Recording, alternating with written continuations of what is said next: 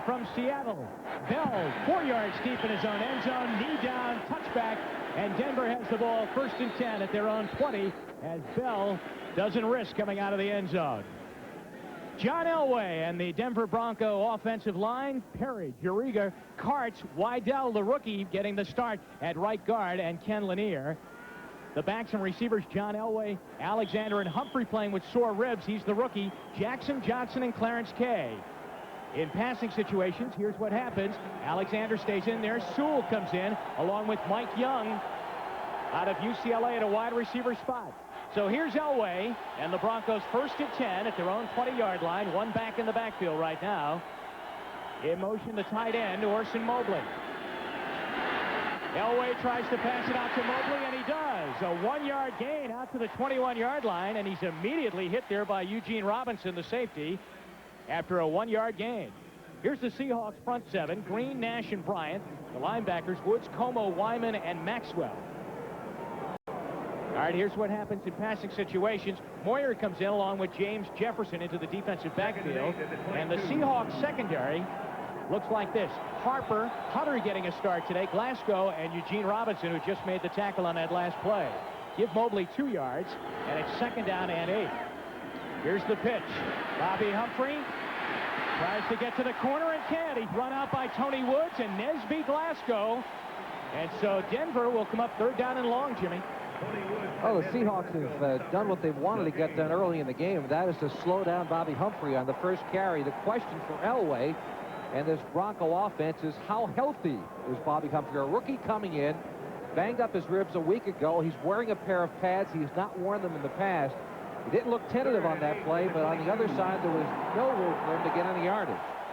Steve Sewell checks in for Denver. Sammy Winder is in for the Broncos. He's in the backfield now along with Elway. 4 wide receivers, 3rd down and 8. A man open, Michael Young at the 25, but they'll be well short of the 1st down as Elway threw underneath. Nesby Glasgow is over on the coverage, and a good job by Seattle's defense the first time out. Anytime a club comes in here to play, the first series is vital for a visiting team. You can hear this crowd. The loudest stadium in America is right here at the Kingdome in Seattle. Mike Curran is into punt now for the Broncos, averaging 42.5 yards per punt. Back deep, James Jefferson, along with Eugene Robinson. Good high punt by Haran. Fair catch, Jefferson, and he makes the grab out over the 30-yard line to the 33. 41-yard punt by Haran, and the Seahawks offense will come out onto the field. Mattis, Bailey, Feasel, Millard, and Wilson, the offensive line. And the backs and receivers, Craig is in there with 2 of the best in the backfield, John L. and Kurt Warner, Clark, Blades, and the tight end Robert Tyler. In the Seahawks passing situation, or as they call it, the 4, Williams stays in there. Scansey and Jeff Chadwick, a pretty good pickup for them from the Detroit Lions. He also checks in. Filling in now with Steve Largent, 1 week away from coming back into the Seahawks offense after injuring himself on the opening day of the season. 1st and 10, Warner. Off the right side, goes out to the 39-yard line. Here's the front seven for the Broncos. Carrica, Cragen, Townsend, the linebackers, Brooks, Dennison, Mecklenburg, and Simon Fletcher with 7.5 sacks so far. In their Tiger defense, here's what happens. Carrica and Cragen stay in. The defensive backs check in. Haynes and Randy Robbins. And the Broncos secondary, highlighted by Steve Atwater, their #1 choice out of Arkansas. He leads the defense in tackles. 4-yard gain for Kurt Warner as we look at Dave Craig on 2nd down and 6 at the 39-yard line. Warner and John L. Williams in the backfield. This time they go to John L. Up near a 1st down as he bangs out over the 45 to the 46-yard line, brought down by Tyrone Braxton, and Seattle has come out running the ball effectively. Well, against the Denver Broncos, they are #1 in the NFL right now against giving up some points and against the rush. But John L. Williams, what Chuck Knox wanted to do right off the bat is to show his team, one, that they could run against that defense and put a little bit of question into Denver's mind. John L. Williams, perhaps the best all-around back in football. He's got those great big legs, and he runs over a player to get the 1st down. Out at the 46-yard line. Now they come near side. Warner. And And a nice play by Denver's defense's Simon Fletcher. Comes in to put the wrap on Warner, and he'll get no gain on the play. It'll be second down at 10. No gain. Kurt Warner in the past has been one of the best stop and start backs in football. What I mean by that, he can stop and get back into full motion right at the get-go. He's had problems with the knee. Here he doesn't have much running room inside. You see Fletcher, who's a former defensive end, now playing an outside linebacker spot, getting to Warner for a little gain. No gain, as a matter of fact. Second down and 10 at the Seattle 46-yard line. Dave Craig looking over a three-man Denver front. And he's back for his first pass. Throws it out of the backfield. Kurt Warner spills over into Denver territory, into the Bronco bench. At the 49-yard line, Carl Mecklenburg is over on the tackle, and they'll come up third down and mid-yardage, about third and 4 or 5 yards to go. They love to use the backs receiving, especially John L. Williams. Of course, this time it's Warner. John L. Williams is a leading pass receiver on this team. This time he goes down to the left side to Warner out of the flat. Zone coverage, that's what Denver is going to give this team most of the afternoon. And Dave Craig is going to try to take advantage of it by hitting his backs in the flat as he did there with Warner. Let's see what he does. Third down and 4 out of the shotgun for the first time today. Paul Scansey down the line in motion. A lot of time. He completes it to Blades. The question is, where will they mark the ball? Did he get the first down? He's going to get a pretty good mark, Jimmy. He got a very generous mark on this. He was coming back to the football, and the official is going to give him the mark upfield. It looks like it'll be enough for a first down. Or at least very close. The referee, Johnny Greer, is calling in the tight end right now. He's actually playing offensive line, but reports in as a tight end. And they also bring in Robert Tyler and Travis McNeil. Fourth down. They've got the first down. And a lot more for Kurt Warner. 21 yards.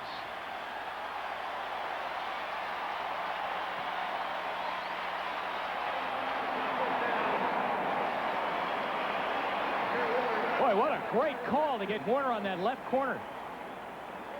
Seattle goes over the left side. Mattis, number 70. Edwin Bailey, number 65, also getting a good block. And once they missed the tackle at the line of scrimmage, Dennis Smith, the safety, got caught up inside. It's Warner to the outside. Let's take a look at the line blocking again. Inside, good block by John L. Williams, helping out on the tackle, and that sprung Warner around the corner. High formation in the pitch play on first down. Warner again. And he runs for a couple of yards into the arms of Tyrone Braxton. Dan Reeves told us yesterday he's very pleased with the way his corners have played against the run. Their defense has played all around super against the run, but their corners, and he mentioned this, Jimmy, come up and really pop you. And, of course, that's the big word in the Bronco defensive scheme is hitting. Well, a big difference between now with Wade Phillips as the coordinator as opposed to Joe Collier. A year ago, under Collier, it was a more complicated defensive system. They read and reacted quite a bit. They had to make a lot of adjustments on the field. And now, under Wade Phillips, it's simply get upfield, get after the ball, don't make any decisions, just beat the man in front of you. 2 yards for Warner. And it's 2nd and 8. The ball is at the 22 of Denver. No score. First possession for the Seahawks. They fake the pitch and then give it up the middle, and it goes to the fullback, John L. Williams, inside the 20, down to the 18-yard line. Tackle on the play by Carl Mecklenburg. So it will be third down again coming up for Seattle. Third down about 5. 3rd and 4, actually, from the 18. And John L. Williams is the man the Broncos will be looking for in this situation. He catches most of his passes on these third and short situations. The number one receiver for David Craig. And so in normal times, you would forget about a fullback and a nickel passing down, but not when you're playing against Seattle. He's the man the Broncos are looking for. Third down and 4. Big play again from the 18-yard line, trying to keep the drive going. Craig shotgun with John L. in the backfield with him. Wide open, Scansey. Trying to get in, they'll mark him short at the 1-yard line. Paul Scansey, a 17-yard pickup, and it's 1st and goal.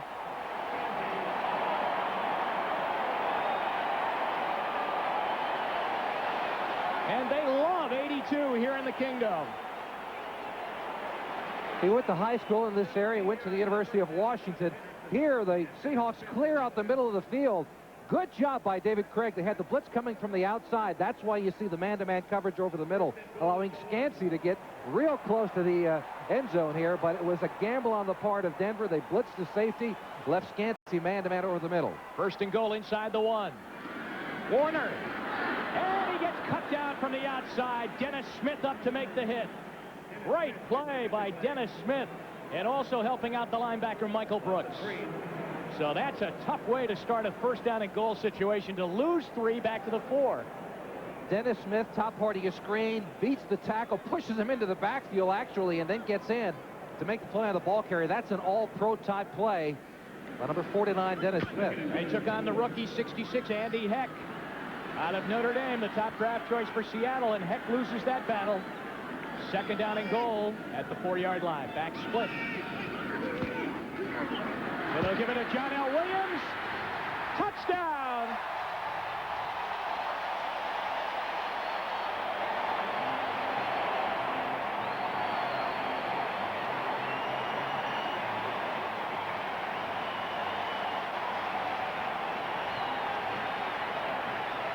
There's Smith again, turning the play to the inside. He does his job, but it's the people from the middle who've got to come over and make this play. You see Mecklenburg getting pushed aside, and John L. coming in. Take a look at it again. Left part of your screen, number 49, Dennis Smith, turns the play back in, but now the mop-up people from the inside, it's Mecklenburg who gets pushed out of the way, and John L. has a touchdown.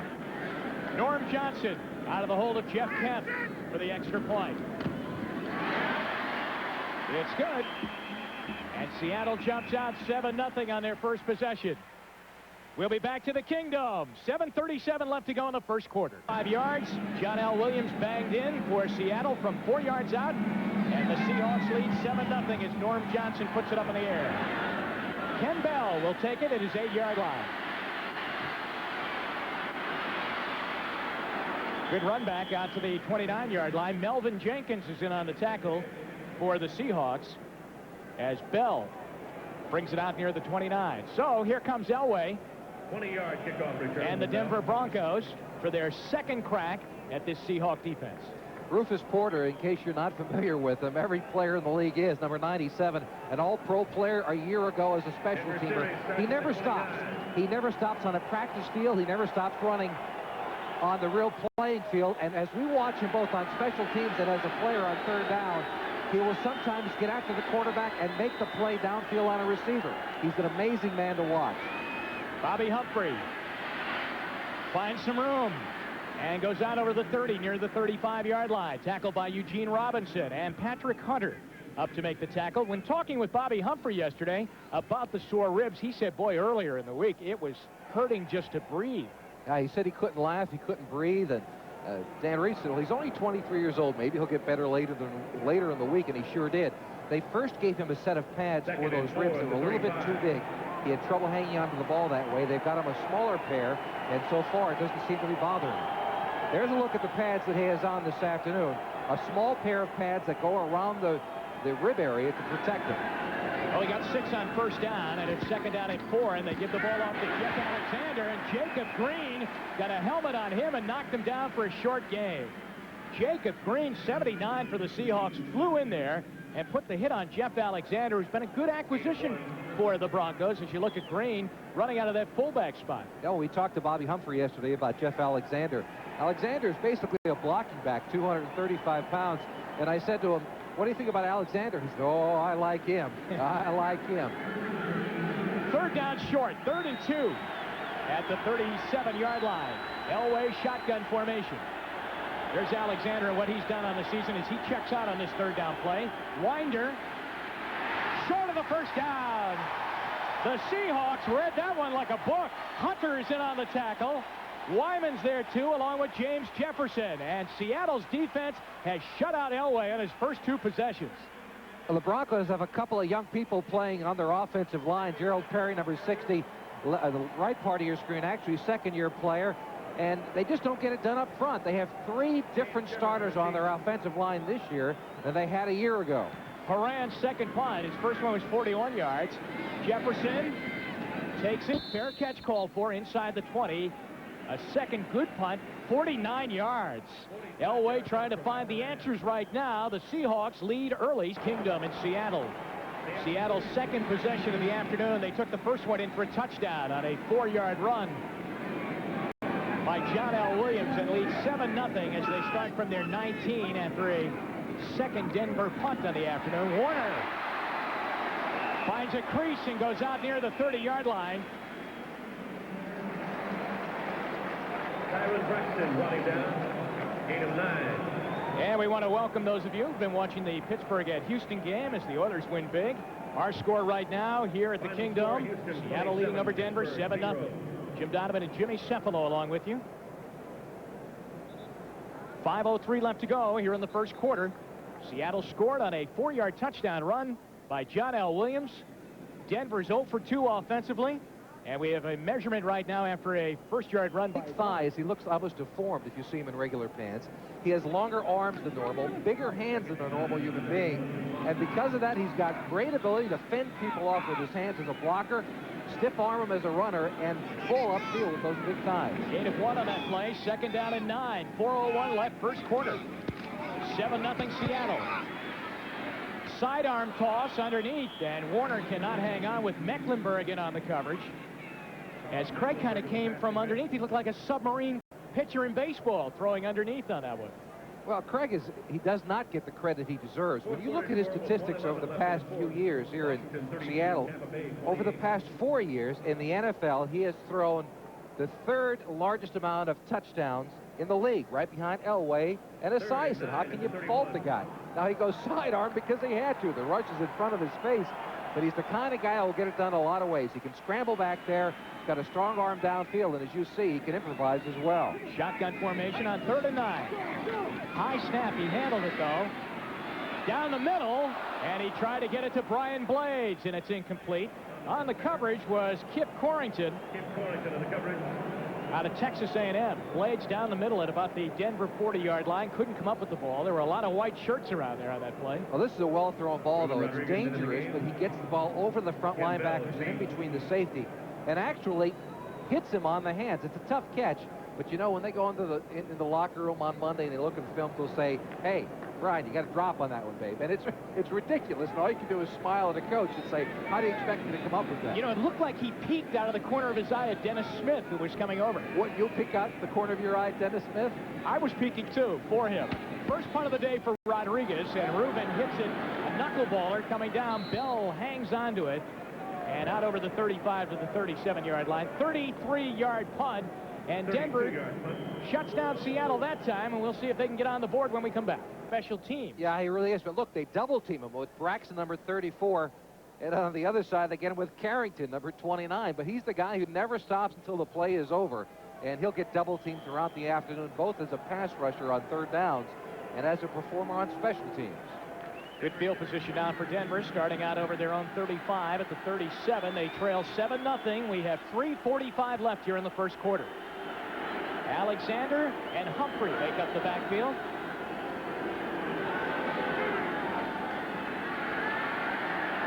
A lot of time. Elway looking for his tight end Mobley, and he was covered on the play by Melvin Jenkins. That's pocket that time around. As Alexander limped off the field, that would be a big loss for them. That good blocking fullback. And here's Jeff Alexander sitting it out, obviously in some pain right now. 2nd down, 10. That's the first Elway miss on the day. He's now 2 for 3. A rollout for the first time. Down the middle, and it's incomplete. As he throws it over the head of Melvin Bratton at the midfield stripe. So it's 3rd down and long. And John Elway is suffering through perhaps the most difficult portion of his professional career outside of that first couple of games when he came in as a rookie. He has been inconsistent. He has thrown a lot of low ball fastballs. This time he happens to be a bit high with it. But you see his mobility. He still sets his speed as well as anybody. But he is 27th in the NFL in passing. And as many films as I've watched of him over the past couple of weeks, it's tough to put your finger on just why he's not been successful. And Carrera wins a win. Elway trying to get a win here today. 5-1 the Broncos, 3-3 Seahawks, and John L. Williams to the run. And a great play on 1st down inside the 35 of Denver, brought down by Steve Atwater, the free safety coming up to make the tackle. Let's go around the NFL. Sunday number 7. The Eagles win. Incidentally, in the Green Bay-Miami game, the rookie Pete Stoyanovich kicked the field goal with 6 seconds left, and Miami wins. Buffalo easy, and so was Houston's game. And Minnesota got a touchdown from Herschel Walker as they win. Kansas City hangs on, and Washington does at home. New Orleans by 10 over the Rams now. The Rams lost on Monday night. Giants lead, and Phoenix big over Atlanta. 7-0 here on a John L. Williams touchdown run of 4 yards. Kurt Warner. Loose football. There's a flag down, and Dennis Smith has the football back at the Denver 20. But there is a flag down back at the 34-yard line. Dennis Smith in the recovery. Johnny Greer checking it out. Dennison telling you that it's probably against Seattle. Holding. 54 offense. It's declined. First down. Big turnover as Seattle had great field position after the short punt, Jimmy, and they just give it away. Grant Fiesel, middle of your screen, number 54. He's the one called for the hold, but that's not the important part. The ball slips out on Kurt Warner. It really didn't look as if anybody pulled it out. It just shot out from the backside. Let's take another look and see if we can't find exactly how it came out. Dennison made the hit on the collar, but as Jimmy said, his helmet or nothing like that got on the ball. And how about this Dennis Smith? A week ago, he recovers 2 fumbles and forces 1, blocks a field goal. Today already, he recovers another one. So Denver gets the ball. In motion is Melvin Bratton. He's in there for the injured fullback Alexander, and Bobby Humphrey carries out near the 25-yard line. Brought down by Nesby Glasgow and David Wyman, the inside linebacker. City 36, Dallas 28. There's Dennis Smith. He also came up with an interception last week, which was his first of the season, and broke a long slump for him. And he said after the ball game that he was starting to press a little bit, that he couldn't come up with the interception. Well, he didn't have an interception in all of 1988, so it went all the way back to 1987. And as you mentioned, he's always around the football, so it was a great surprise to everyone. 2nd down and 5. Sammy Winder checks into the backfield along with Humphrey. Elway, a deflected ball, a flag goes down, and Humphrey cannot hang on as Eugene Robinson put the lick on him out of the deal with. So in a best 2 out of 3 fall match, Harry gets the first ball right there. 2nd down and 15 after the penalty. 1:33 to go in the quarter. 6 defensive backs check in now for the Seahawks. Loose football on the floor. Jacob Green covers up on Elway, who goes down and picks up the football after the loose exchange. So Keith Karts and Elway cannot connect on the center snap, and thus you almost had a big turnover. Well, if this game goes the way the season has gone between them, it looks like Elway began to pull out just a little bit too soon there on Karts, but he gets it back for the Broncos. If this game goes anyway like the season has for the Broncos, they have to establish the running attack because their passing game simply has not been there. And when they have to throw on 3rd and 20, they've been in a lot of problems. So now the 12th man enters into the game. The crowd on 3rd and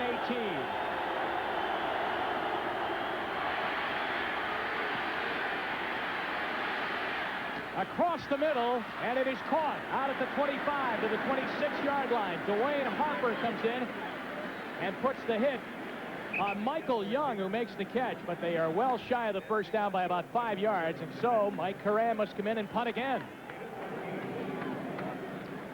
Let's take a look at it. This is a planned rollout with Elway to get him a little bit more time. We mentioned the trouble they're having with Porter. That's the reason they roll him out. Young finds the hole in the middle of the zone, but what Seattle did was just wait back at that 20-yard mark. They knew they could give up the short pass. Rufus Porter almost blocked the Haran punt. And there you see the ball down at the 42-yard line. I mean, Porter comes very close to getting the football. A 29-yard punt. Haran's last 2 punts have been horrendous. We'll play on the H's right there, Jimmy. There's Porter. He is disgusted with himself. He came very, very close. Outside rushing linebacker. He wants to get in touch with his high school coach, Roman Bates, right? Because he owes it all to him, he said. Back in Baton Rouge. On 1st down, here's Kurt Warner. And the Seahawks once again very effective running on 1st down as he goes into Seahawk territory, into Bronco territory inside the 50 at the 48-yard line. And that has been the key all day. They've been running well on 1st down, and the Broncos have got to come up and stop the 1st down running if they're going to be successful here. It's Seattle 7-0 over Denver. Inspector Cephalo. 2nd down, 2nd quarter underway. Here's John L. Williams. And he's up near a 1st down into Denver territory at the 45 down to the 44-yard line. The 1st quarter numbers will not show very good numbers for the Broncos offensively, like right off the top there. Abysmal for John Elway and the Broncos, they've not got anything done. The passing yardage, Elway all year long has been poor in that category. They're 27th in the league in passing. But it's the rushing yardage that they're concerned with here today, because Bobby Humphrey has kept this team alive over the past few weeks with his running ability, and they're not getting it done this afternoon. 7-0 Seattle. They got the first down on the run by John L. Williams inside the 45. Paul Scansey in motion. Pitch out. Warner back to Craig. Now downfield for Blades. Overthrown. A little bit of fun football here at the Kingdom. Ryan Blades, the intended receiver. Steve Atwater in the coverage. So razzle-dazzle for the first time today, and Craig and Warner and Blades couldn't make it click. Well, again, it's that gambling thought that we mentioned before. This is known as the flea flicker. And actually, Craig gets the ball up, but Blades, it was thrown over his wrong shoulder. Blades had to turn one way and back to the other side. Atwater, the rookie, number 27, does a good job of getting back there. Second down at 10, ball still at the 45-yard line. Boy, Seattle's had great field position here in the first half, and still, they only have 7 points. Big fumble by Kurt Warner the last time they had the ball. Second down at 10. Munford on a blitz. Craig got away. Warner! Great catch to the 21.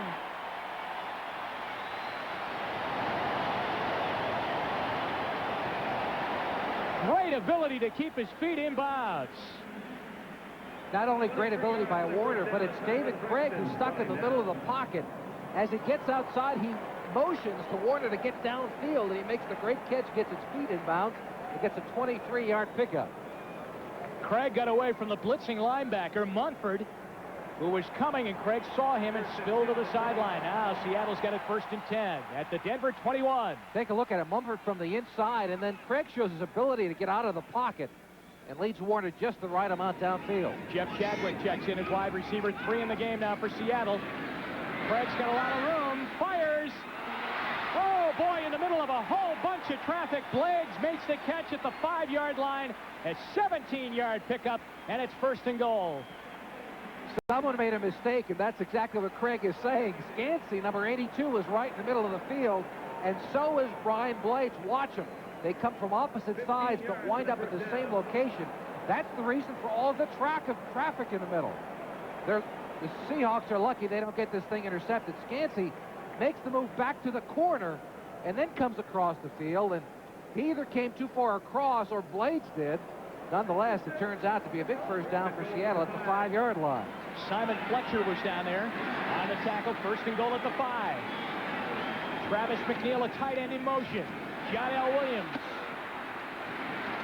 Good pursuit by the Denver defense all the way around. Michael Brooks made the hit. Scott Curtis brought him down. As he drives him out of bounds, and so it will be second down and goal, and they actually lose a yard back to the 6-yard line. Watch the block of Kurt Warner, number 28. I think he's going to get it on Scott Curtis, number 50. It gets him down, but it's the pursuit coming from the inside by Denver that makes the play on Williams on the sideline. So they're back at the 6-yard line now. Second down and goal, 12:21 remaining here in the first half. Seattle leading 7-0. And knocking on the door to add to that lead. Warner out of the backfield in motion. Craig looking for Warner. Incomplete. Good coverage by Wyman Henderson on the play, but Warner looked a little bit puzzled that the ball was coming his way anyway. Yeah, I think Craig is a little mad at himself. That was one of the most dangerous passes you'll see David Craig throw as we take a look at the 10-minute ticker again. Buffalo rolls along, Houston does too, and Minnesota wins. Over Detroit, Kansas City, and Washington. Third and goal. New England jumps out with Steve Grogan starting at quarterback today. New Orleans leads over the Rams 10-7. The Giants and Phoenix, your other leaders. And it's third down and goal here from the 6. Seattle up 7-0 over Denver. Here's Craig. Williams, touchdown! His second of the day.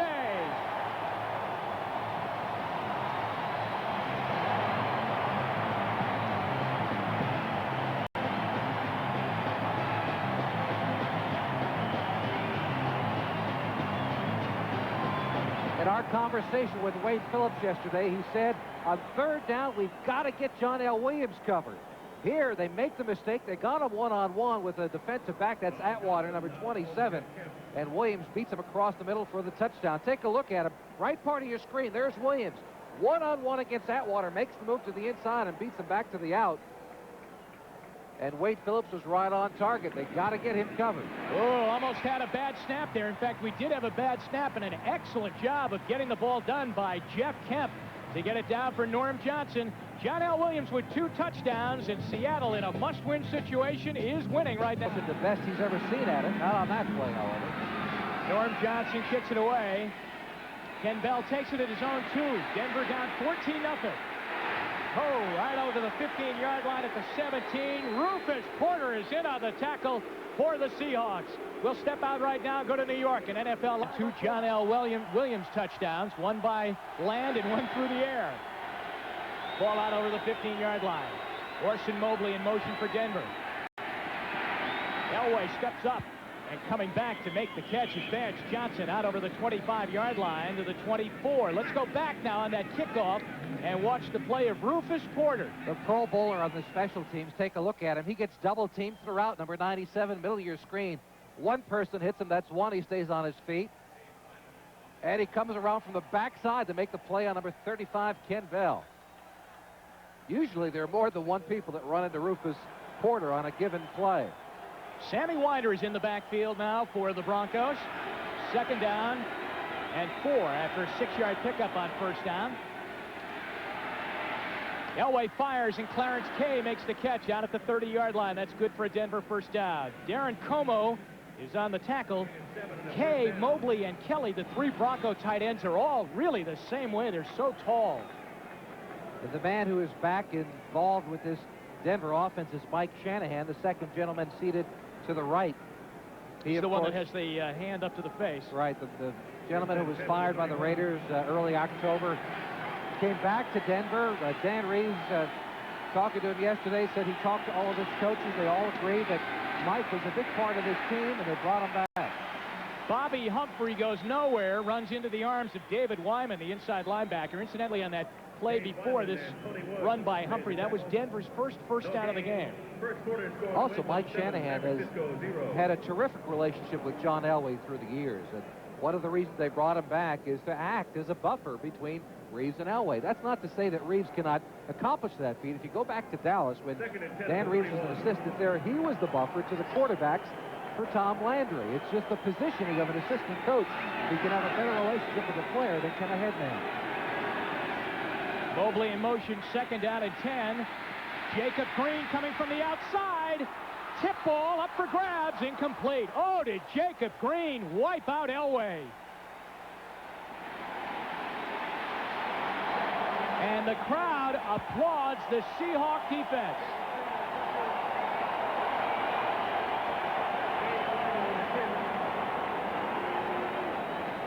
Jacob Green has 78 career sacks. That's the kind of pass rusher he is. He beats Lanier, number 76, to the outside. Oh, and just levels John Elway. Elway lucky to get up and healthy after that hit. So it's 3rd down and 10 from the 31. Let's see if Seattle really pins their ears back and come on this play. 4 wide receivers in now. Elway can't hear. He's looking back at the referee, who is holding his arm up.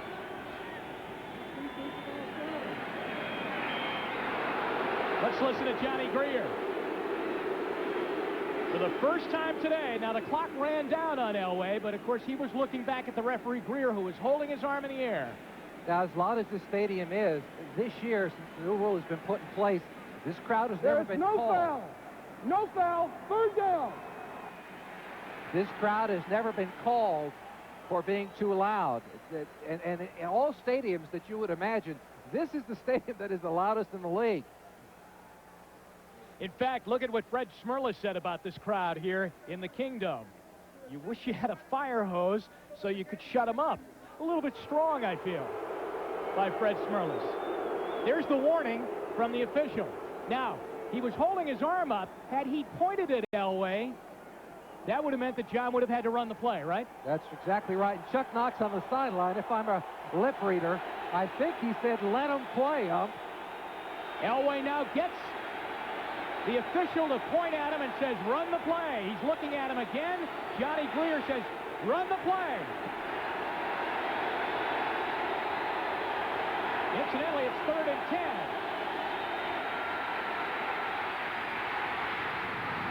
He gets away. Again, but not that time. Porter got him.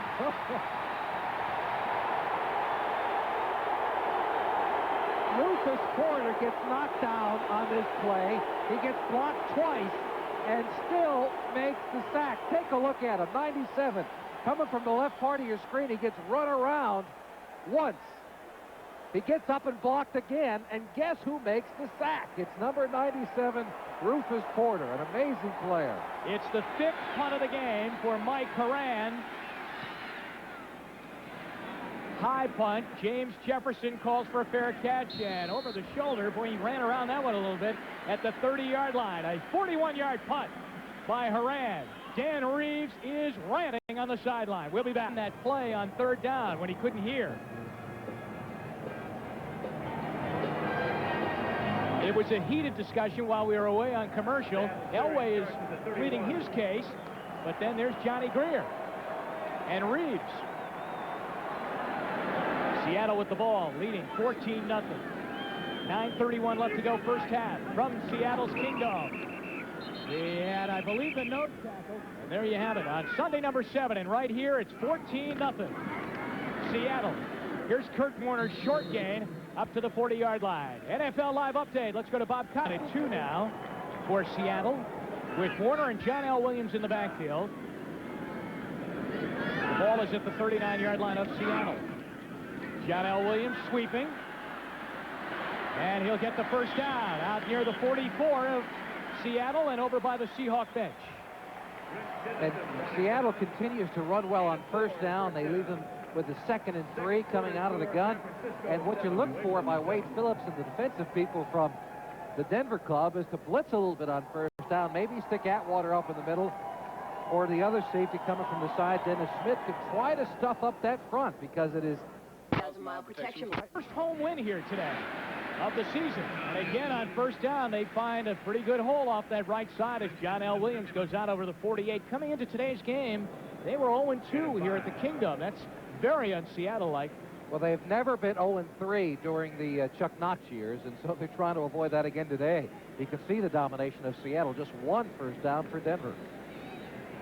10-1 right there, 14-0 on the scoreboard.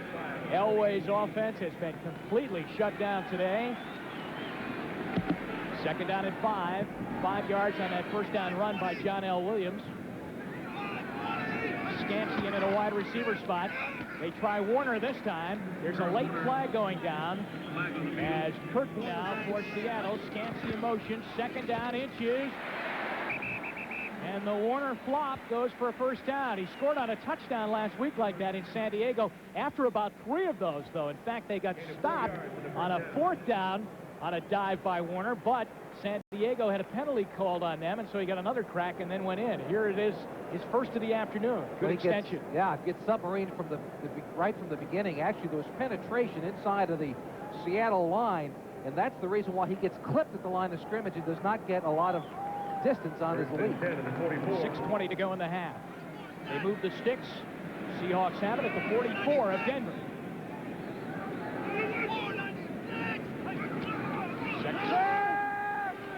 Craig looking down the sideline for Blades. Tries to come back and make the catch on Braxton. There is no flag thrown at the 2-yard line.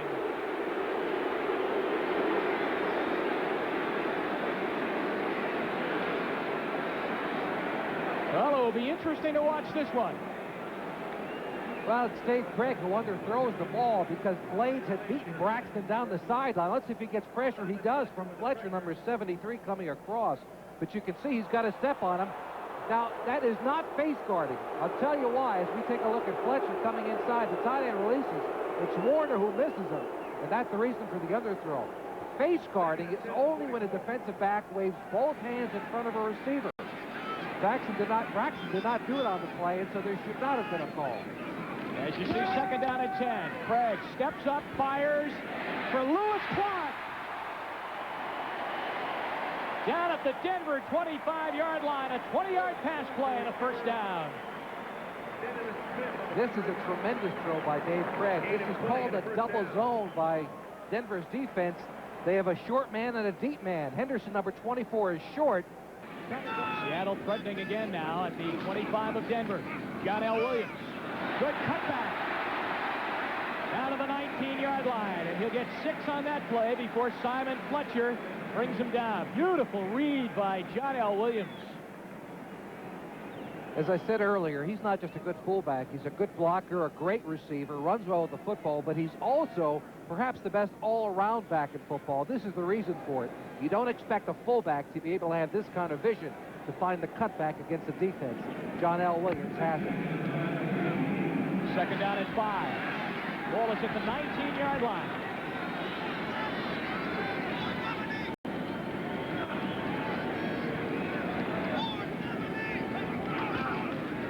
And this time they go to Warner. And he gets tripped up in the backfield. Greg Cragen, the nose tackle, got a hand on him, and that started Warner on his way down, so he'll get no gain on the play. Yes, they'll give him a gain of 1 down to the 18-yard line, and it will be third down and 4.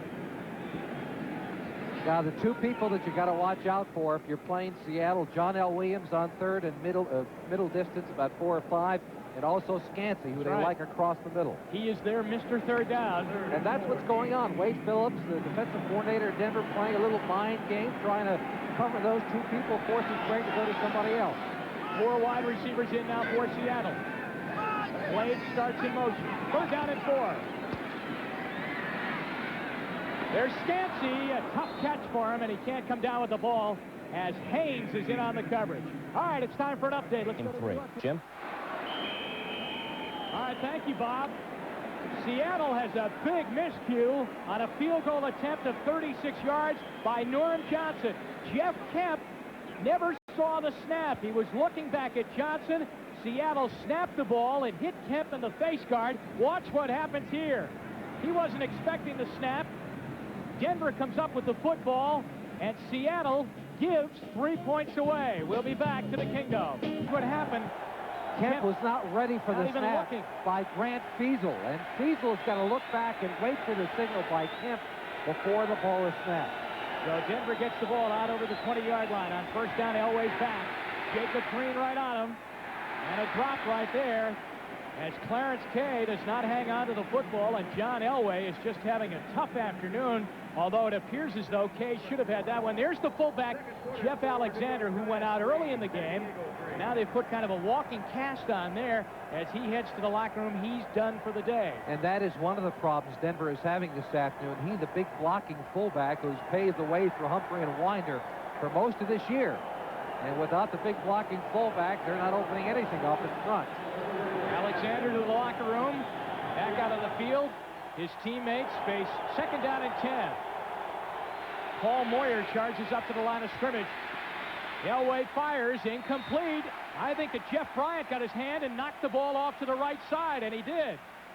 Denver has 33 yards total offense right now. And you can begin to see the frustration in the eyes of John Elway.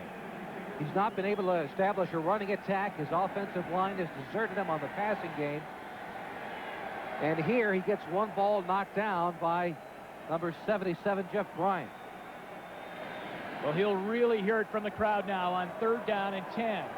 It was in this area of the ballpark in the Kingdome that he couldn't hear the last time, but was told to run the play by the referee, Johnny Greer.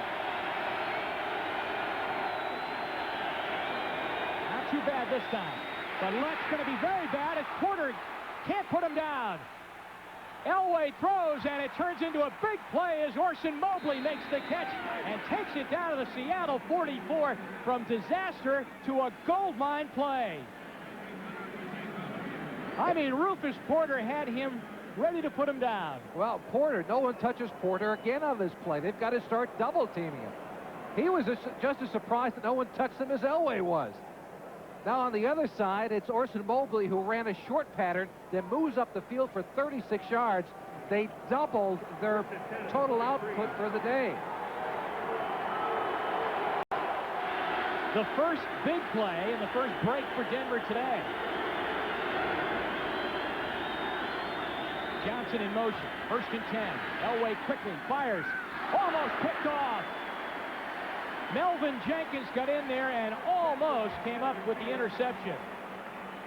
Melvin Jenkins moved into the starting lineup today in place of Dwayne Harper, who had a tough time a week ago against San Diego. And he proves his worth here, reading the eyes of John Elway. A dangerous pass, but good closing time on the part of Jenkins, number 24. And nearly had the interception going the other way. Take a look at Nash right at the end, getting a knee of John Elway's, forcing the throw a little quicker than he wanted to. All right, we're down to 2:43 left in the first half. Steve Sewell is in the backfield now with Elway out of the shotgun. 4 wide receivers in. 2nd down. Elway throws. A drop right there. Orson Mobley or Clarence Kay? Mobley could not come up with the football as he had it right in his hands at the 30. I'll tell you what we have to start looking for. Gerald Perry, number 60, the offensive left tackle for Denver, is just having a fit with Rufus Porter. Porter keeps going up the field. Watch for him on one occasion to fake up the field and come underneath. There you see right part of your screen. He's pushing him wide, but after a while, it'll be Porter who'll take a step, come underneath, and John Elway had better be ready to throw it quickly. Boy, Mobley's got to come up with that catch. 3rd down and 10. Flag is down. Elway ad-libbing. Out of the backfield, the ball is caught. Sewell's got it.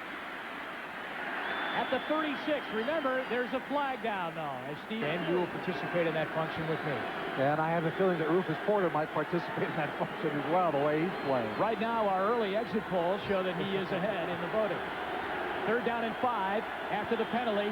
38-yard line, 2:27 left. First half, 14-0. Seattle. Elway again in traffic, but a fine catch by Steve Sewell. Sewell in heavy traffic hangs onto the football, close to a 1st down. In fact, Johnny Greer says you got the 1st down. And the Broncos are going to try to get a play in before this 2-minute warning. They'll have to hustle, though. I don't think so. They're huddling up. They're not going to get it off. It's going to come down to 2 minutes left to go in the half. As you look at David Treadwell, who's only missed 1 field goal so far this year, is 12 for 13. And it is time for the 2-minute warning. The Broncos showing a bit of life, and they need some, down by 14-0 over Denver. All the scores and highlights coming up at halftime with Bob Costas, O.J. Simpson, and they'll have more on the World Series story, which is a major one now, as you have the World Series being pushed back even more. Hopefully they'll play Friday. They were going to try and get Game 3 underway Tuesday at Candlestick Park. They'll try Friday again at Candlestick Park, plus the Bill Walsh profile. All at halftime. 2 minutes to go, first half. Here in Seattle's Kingdom, Seahawks lead 14-0, Denver's deepest penetration.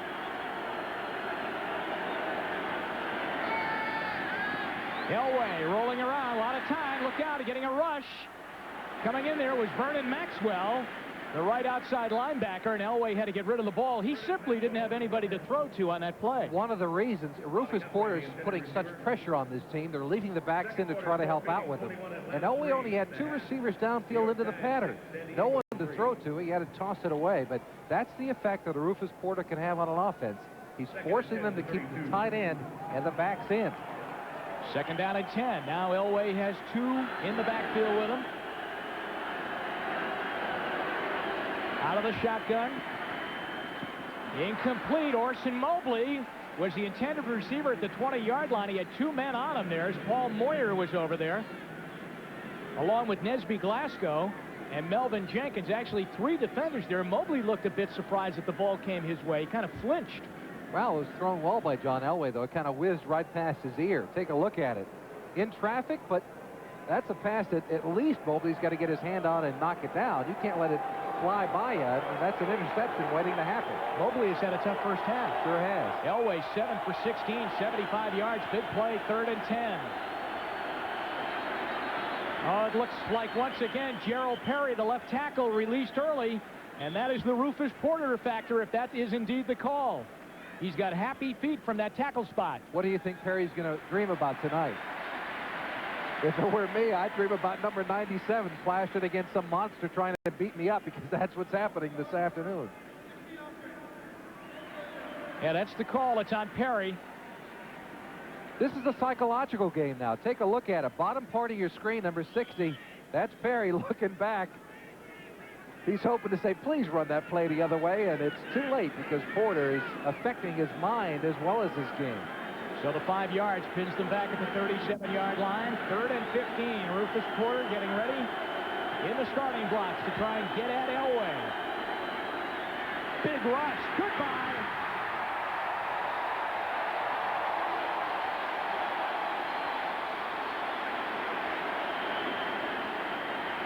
Give it to Jeff Bryant, the 3rd time today. Elway's been sacked. And the reason Bryant was able to get inside is because the Broncos decided to try to help on Porter. See, right part of your screen, they put Winder over there. There's nobody to help inside, and Bryant gets in for the sack. Left part of your screen, Winder 23, helping on Porter on the outside. That leaves the guard inside all alone. And Juriga gets beat across by Bryant. So a penalty and a sack takes them right out of field goal range after they were showing some life and moving. And Mike Horan is into punt. Patrick Hunter almost got a hand on that one, as Horan hits him down at the 15, and then it bounces back to the 19-yard line. Give him a 29-yard punt. And it's 1st and 10 there for Seattle with 1:01 left. Next Sunday, join NBC for week number 8 of the NFL season. That's the halfway point. It all starts at 12:30 with NFL Live, 12:30 Eastern Time. Then most of you will see a key AFC Central Division battle as the Oilers travel to the Dog Pound to face the Cleveland Browns. Some of you will see the Chargers take on these Seahawks, plus regional action. So check your local listings for the game at time in your area. Never fun going to the Dog Pound in Cleveland. Elway on the sideline. Showed signs that they might be able to get on the board, but they couldn't. So from the 19, Kurt Warner, with 1:01 to go in the half, runs it outside, and he goes outside to the 21-yard line. Brought down by Simon Fletcher. New England is tied at 10-10 on a Greg Davis field goal. The Rams continuing to trail at home. This will be a 40-second timeout. Giants lead 6-3 at the half. Phoenix 21-3 over the Atlanta Falcons, who picked up a win last week over New England. That's in the 2nd quarter. And with 50 seconds remaining here in our first half at the Kingdom, down at 9. John L. Williams out to the 20-yard line, and Denver calls an immediate timeout to stop the clock because they figure that maybe they can force Seattle to punt the ball away and maybe get a crack at some pretty good field position.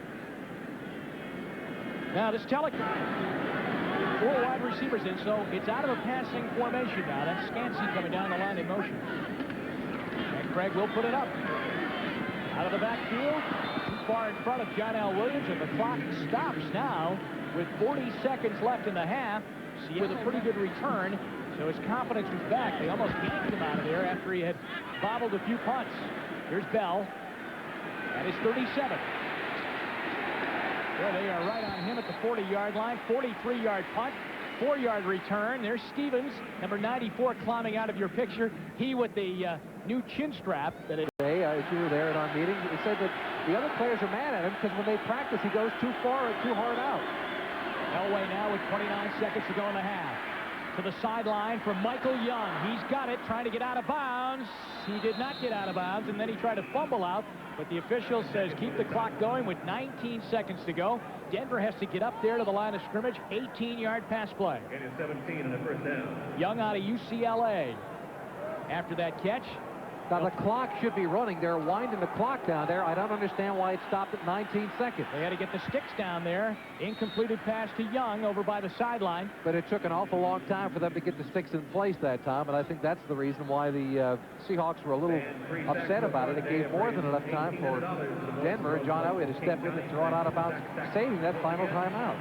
And Reeves yelling out to Elway, and that's what Chuck Knox is saying right now. Why? I think that's exactly the point he's making. Now, wait a minute. Why wasn't the clock starting? And he's yelling out to the referee, Johnny. Hey, Johnny, what's the story with the clock? That's saved. But doesn't want to give up a score late. Complete to the sideline and racing out of bounds is Vance Johnson. And guess who got away with one on that. Gerald Perry, number 60, was leaning again, trying to stop Rufus Porter from getting upfield. They're trying to help him now. They are bringing the back, Samuel Winder, but take a look at him. A little, you know what? It's like being a little bit pregnant. You either are or you're not. You are either offsides or you are not offsides. There is no middle ground. Jim, there's a stork right over here waiting for you at halftime. 11 seconds left. Third down at 3. Perry moved that time, I think.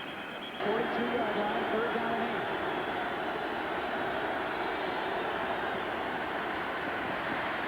8. Elway airs it out sideline. Michael Young.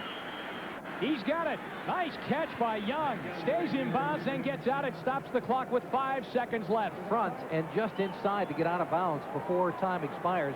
5 seconds left, a 13-yard pickup. Treadwell, 12 for 13 on the year kicking field goals. He has 50 points so far in the season. And the only one he's missed was from 54 yards away, Jim.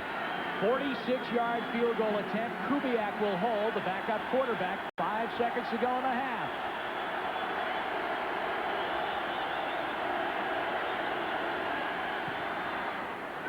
Going right down the middle.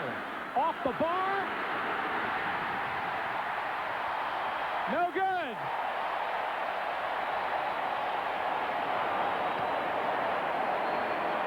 It hit the crossbar and fell down. It didn't fall over. It fell down. Watch it.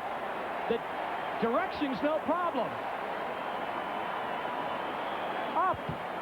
Up. Down. No good. And that's the end of the first half. Nothing went well for those guys. Into the locker room they go as Seattle leads 14-0 here at the half. And James Jefferson and Elroy Harris are back deep for Seattle as they get the first crack at the football here in the second half, and it's Jefferson. A flag comes flying from upfield as Jefferson goes down to the 30-yard line. We'll check out the flags by the 15, and that's where they start here in the second half.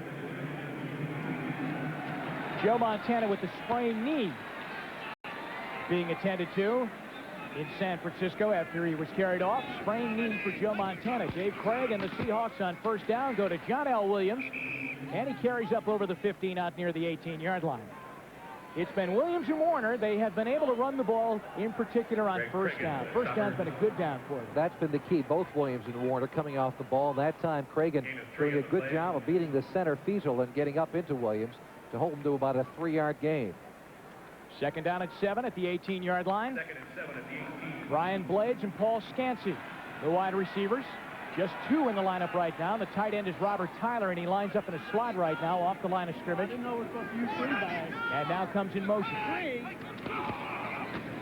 Sweep to Warner. Ooh, big hit by the Broncos as they came up to shut the play down. Simon Fletcher came in there and really put the hit on Warner. He came flying through. Fletcher turns the ball back inside, gets rid of the blocker, and then gets up upfield. But I think the one who comes flying in is Dennis Smith, number 49. Let's try to take a look at it. See, he throws Williams away, and then it is Smith who dives up and through. But Fletcher, playing well all season long, does the job against Warner. We have an injured Seahawk. Their left tackle, Ron Mattis, is being helped off the field right now, flexing his left leg. There he is going to the sideline. That would mean that their rookie, Andy Heck, would come in, their top draft choice out of Notre Dame. So Heck reports in at left tackle, and Seattle's got a third down and 5 now at the 20-yard line, leading 14-0. One back in the backfield, that's John L. Williams. Atwater coming on a blitz. They beat the blitz with a pass across the middle to Blades for a first down out over the 30-yard line. 11 yards and a first down for Blades. It's a good read by both Blades and Craig. When they see the blitz coming from Atwater, what they do is Craig looks immediately to that side and gets the slant pattern, the quick slant, because he knows he has man-on-man over the quarter. Haynes trying to get over and make it. But take a look at it. He knows he sees the blitz coming. He breaks his pattern off to the inside and picks up the first down. They're out at the 32-yard line, first and 10. And Craig has him back up. So an important first down because it's kind of a sleepy start to the second half. The crowd quiet, just getting back into their seats. Not that big roar that we heard throughout the first half. And they're trying to get their offense back on board here. flag goes down in the vicinity of holding as we see John L. Williams bring it out over the 35 to the 37-yard line. Denver pointing that it is against Seattle, and it is holding.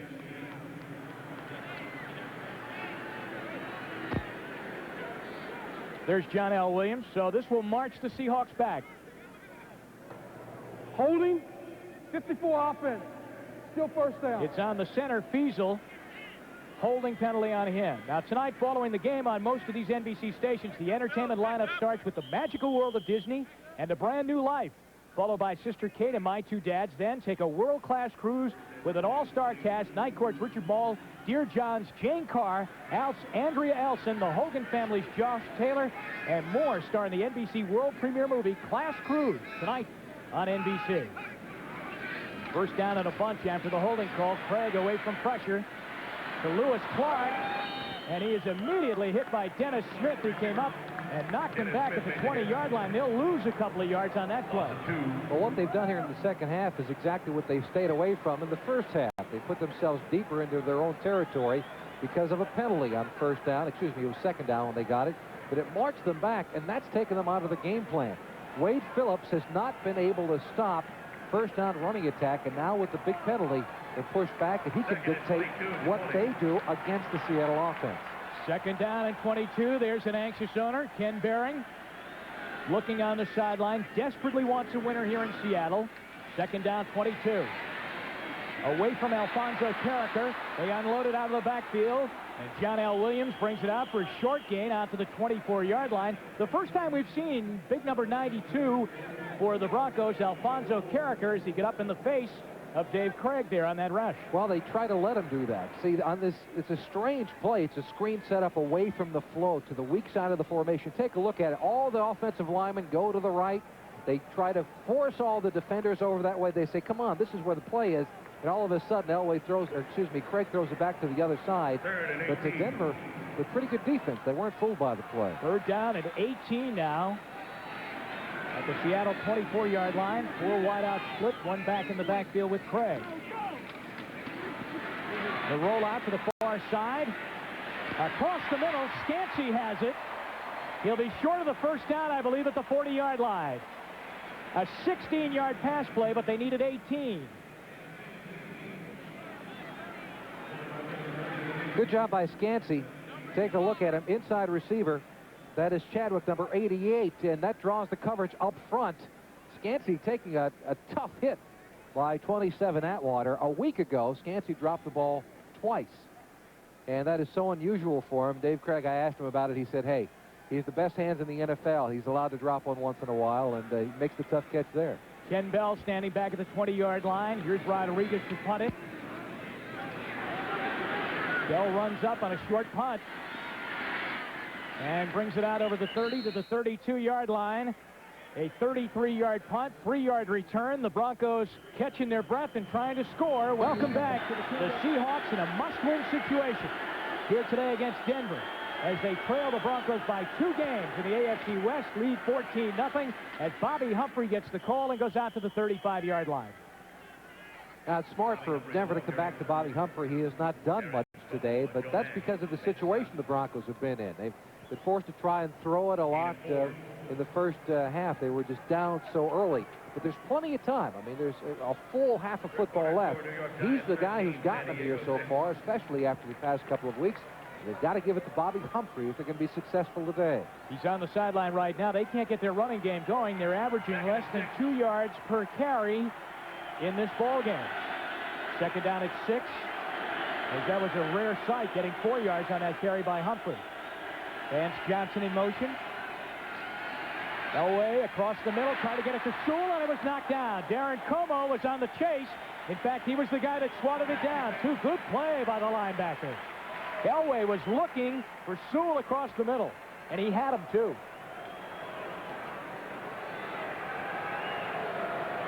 Take a look at it. Left part of your screen, Como with his hands up in the air. A low throw on the part of Elway. I mean, Como's not a big guy. And he simply stuck one hand partially up in the air and knocked it down. A low pass by John Elway. Third down at 6. Winder is in the backfield now with Elway out of the shotgun. 4 wide receivers. Elway saying he can't hear. The official holding his arm up. Johnny Greer. Elway not going to take the snap until things quiet down. Here's Johnny Greer. If he points at Elway, then he's telling him start the play. But he did not do that. For Denver. It is relatively quiet right now in this zone. They'll get revved up as he comes to the line, but not nearly as loud as it was in the first half. Third down and 6. The center, Clarks, is looking back at Elway as here come the Seahawks across the line of scrimmage. Now, let's see what they're trying to find out when it's snapped, but they're also worried about people like Rufus Porter. 3rd and 11. Elway's going to go big for Michael Young. He's got it. Out of bounds.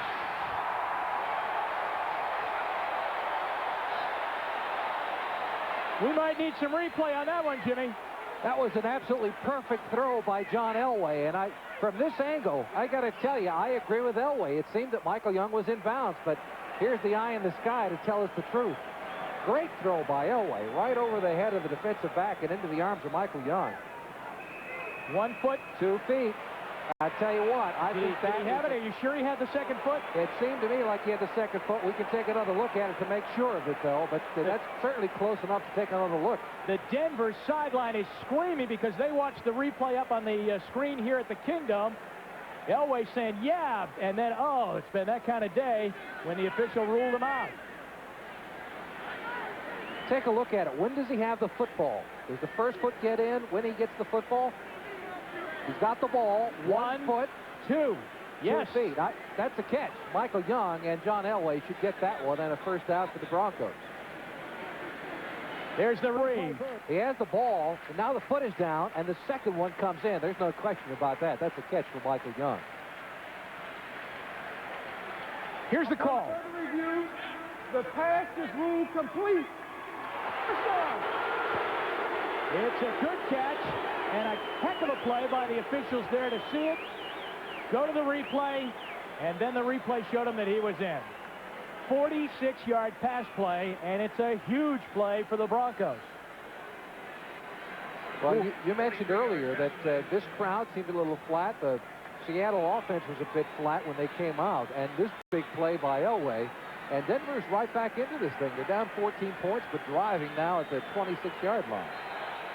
So they've been fighting the crowd and themselves, really, all afternoon, the Broncos. But they catch a break right there as Young makes the catch. It was ruled out, but I don't know. Is it all decided yet? We have an official over on the telephone right now, over on the sideline. There he is. Elway underneath center. 1st and 10 at the 26. They are down 14-0. And Bobby Humphrey will get just a couple as Tony Woods, the linebacker, and Jacob Green trip him up by the ankles to knock Humphrey down. There's been very little running room today. Dan Reeve looking out. Scoreboard time around the NFL. 49ers and Saints leading, both in the 3rd quarter. And the Saints big over the Rams. Giants and Phoenix leading. And here in the Kingdom, Seattle holding on to a 14-0 lead, and you're getting the sense that they are starting to really hold on right now, too. Denver trying to mount a comeback. 2nd and 8.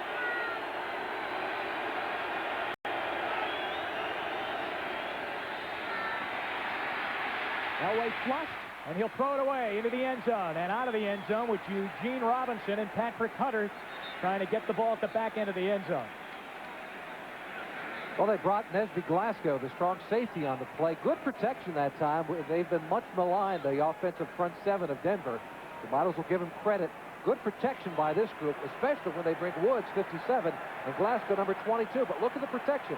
Plenty of time, but they had to keep so many people in to get that kind of protection. Not enough receivers downfield for John Elway. So they're sacrificing some bodies out there as receivers, right? That's exactly right, but they've got to continue to give help to Perry and the other people because of people like Rufus Porter. Well, to keep the drive going now, they've got to connect here. 3rd down and 8. Rufus Porter, watch him now as he comes from the outside. Elway's running right into him, and then right into another man, and Joe Nash knocks him down.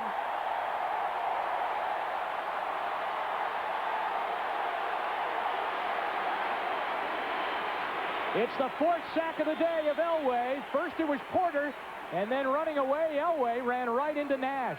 Gerald Perry, number 60, doesn't do a bad job on Porter. Gets him outside, gets those arms out, keeps him out there. He does a great job, the best that he's done, but that allows the inside play of Joe Nash to come up inside. Again, that time, the Broncos had 4 receivers in the play, and not enough for Elway to find somebody downfield. All right, they're going to attempt a 47-yard field goal. Kubiak holding for Treadwell. He's 0 for 1 on the day. He's 0 for 2.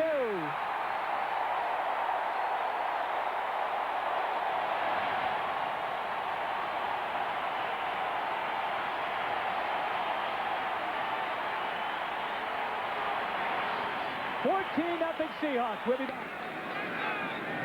I think the proper time to leave that line alone, and now we're back to the call of the game. Off the right side, Seattle runs. Mark Munford on the stop right there. Kurt Warner on the carry. So Seattle keeps allowing Denver to hang in the ball game, Jimmy, and yet you feel if the Seahawks could get maybe one more score, that could do it. Well, there's Steve Largent in the middle of your screen. He's up in the booth helping the coaches for the Seahawks. He'll be back in action next week. He's just one touchdown catch away from Don Hutson's NFL all-time career mark. He had a broken bone near his elbow in game 1, and he is expected back off injured reserve next week. Here's a blitz. Craig got away from it, though. But then they finally track him down as Denver was on him all the way. Ron Holmes and Dennis Smith were coming from the right side. Holmes missed him the first time, but then Craig ran right back into him. Let's take a look at it. I mentioned Craig has some good mobility. He can move around in the pocket. A little nervous feet a bit, more than enough time, but he simply had no one downfield. But he does have that ability to get away from an ongoing pass rush. And as I mentioned, for my money, David Craig is one of the best quarterbacks in the NFL. The problem is he looks like a janitor outside of the regular football uniform, and so people think, well, he's not much of a quarterback. That's simply not the case. Wade Phillips looking out at his defense, which just recorded their first sack, and it's 3rd down and 10 now for the Seahawks. 4 wide receivers in. And the ball is picked off by Tyrone Braxton. And he goes down inside Seattle's 30-yard line, stepping out at the 27-yard line. There is a flag down on the play. But Tyrone Braxton makes the catch on the interception and runs it back 19 yards. There is no flag, so the interception stands, and the Broncos are right back in it again if they can score. Well, Craig made the mistake here. Remember I mentioned earlier they played this deep zone, someone underneath and someone deep downfield. He's got to fit it in between the 2 defenders. There it is. He does not get enough on the football. Braxton steps in front of Blades and gets down the sideline. Another throw by David Craig. 6:05 left, 3rd quarter. I formation. Winder and Humphrey behind Elway. He's rifling across the middle, and the pass is caught inside the 15-yard line. It's Mark Jackson, and the Broncos have a 1st down. And any question marks about Mr. Elway's arm, no worry, because that had a lot of zing on it. He's got a bazooka arm. Smoke comes out of his elbow on occasion. Take a look at this. This throw can only be made by John Elway. He's got to zip this ball in because the closing of Patrick Hunter, number 27, is terrific. But before he can get to it, Elway's pass makes it to Mark Jackson. There's Jackson lining up outside now. 1st and 10 inside the 15-yard line. One back in the backfield. That's Humphrey. And they pitch it to him. Good blocking to the 5. Inside the 5. Out at the 3-yard line. It will be 1st and goal. We're going for an update to New York, and here's 1st and goal now. Denver at the Seattle 3. 2-back set in the I formation. Remember, they've lost their big blocking fullback, Alexander. He's out of the game. Winder's in there along with Humphrey. That's Sewell in motion. Humphrey the call. Bangs tries to get in. He's close. Inside the 1. Alvin Jenkins on the defense. And this is the position on the field they most miss Jeff Alexander, the big fullback who can help. He's almost like an ace up front man for you, but they don't have it. They have to use Winder, who's a small guy. And maybe the difference between getting into the end zone and not getting in is a block by a fullback. 2nd down and goal. The crowd now rises, trying to urge on the Seahawk defense. Inside the 1. Humphrey had trouble with the football. on that handoff. That was really a little bit of a problem, but he did hang on. They're pushed back, though. The reason there was great penetration by the Seattle front seven. Nesby Glasgow, number 22 Submarines, coming in from the outside. There he is. He gets into the backfield, and that's what stopped Humphreys right at the line of scrimmage. Great penetration by Seattle. He never really had a chance to get his bottom arm underneath that football. You saw that thing was really exposed. Third down from the one. Look for the play-action fake by Elway here. Elway saying, I can't hear.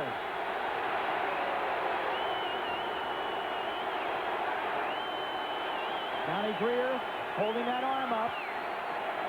Points to him. Now he's got to run the play. And now he says, I can't hear again. I think the play clock had run out on him. If the disruptive crowd noise continues, the defensive team will forfeit a timeout or be assessed a 5-yard penalty. Now this crowd has got to be Ask for smart, your cooperation. because if they're penalized, it changes the play calling of the Denver Broncos. They're at the 1-yard line now. It may be some play action here. Dan Reeves has liked the reverse, oddly enough, this deep inside. But if they get to the half-yard line because of a penalty, they can give the ball to Humphrey to dive up over the top. This crowd has got to be smart in this situation. Reeves knows that Denver has to put this thing in. Down 14-0. Third down, goal at the one. There's Johnny Greer. Over the top. Guys, they didn't get in.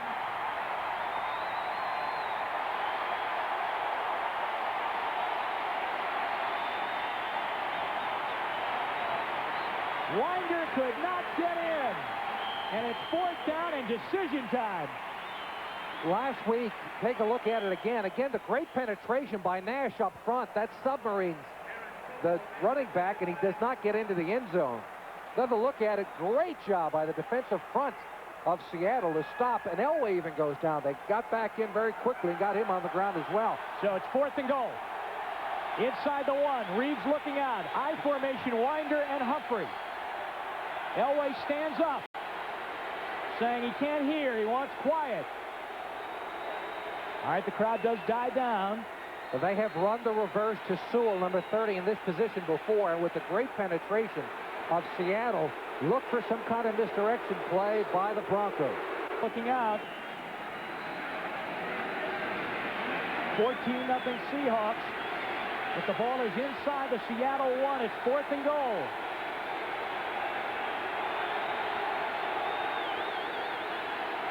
Again, he steps away. The defensive players are asking the crowd to quiet down.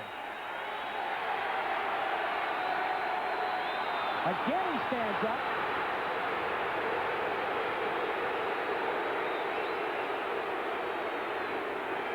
If they move that thing another 6 inches into the end zone, they may cost this team a touchdown.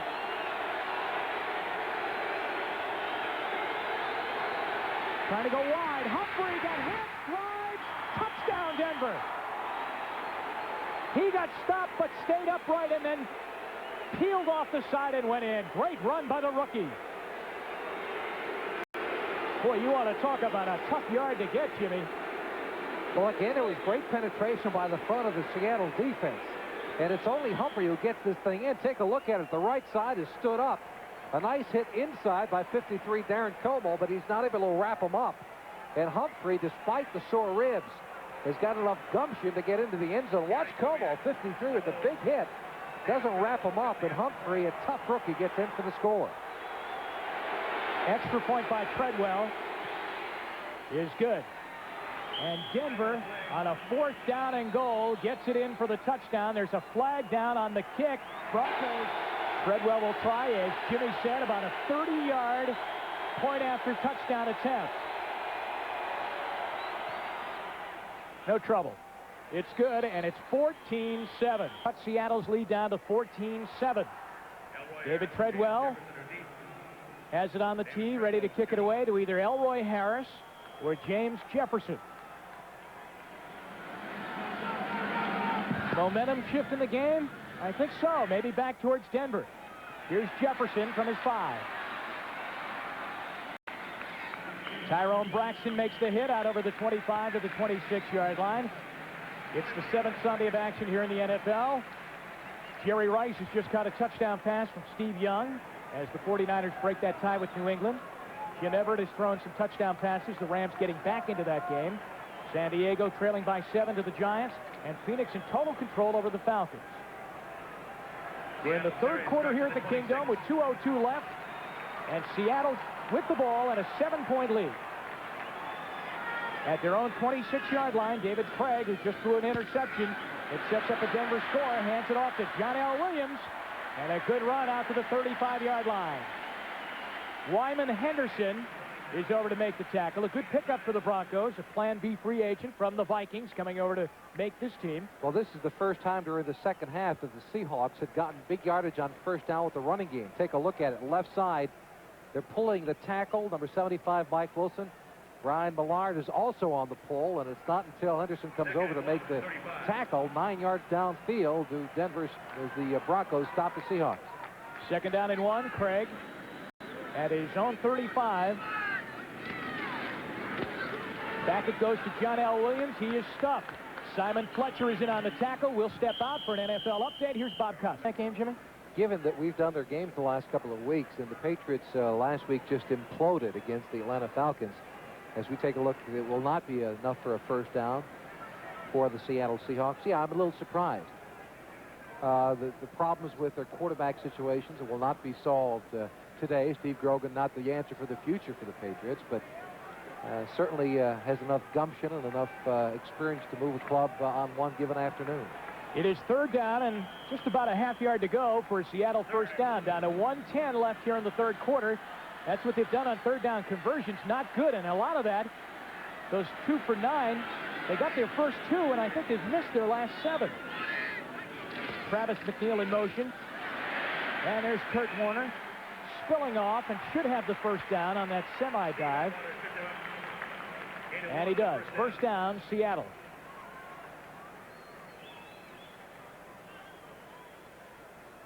There's been a lot of criticism lately of Kurt Warner, and I don't think it's deserved in many ways. He had one of the most severe knee injuries that any player in the NFL has ever experienced. Yet he got back onto the field and has played fairly well given that injury. He's quite a ball player. Tough, hard-nosed running back. Play action fake, and Craig up top for Scansey. Oh, what a hit put on Scansey after he made the catch across the middle. I believe that's Steve Atwater. It is the rookie who went head-hunting on Scansey after a 16-yard pass play for a first down. And you can't ask for a better pass pattern.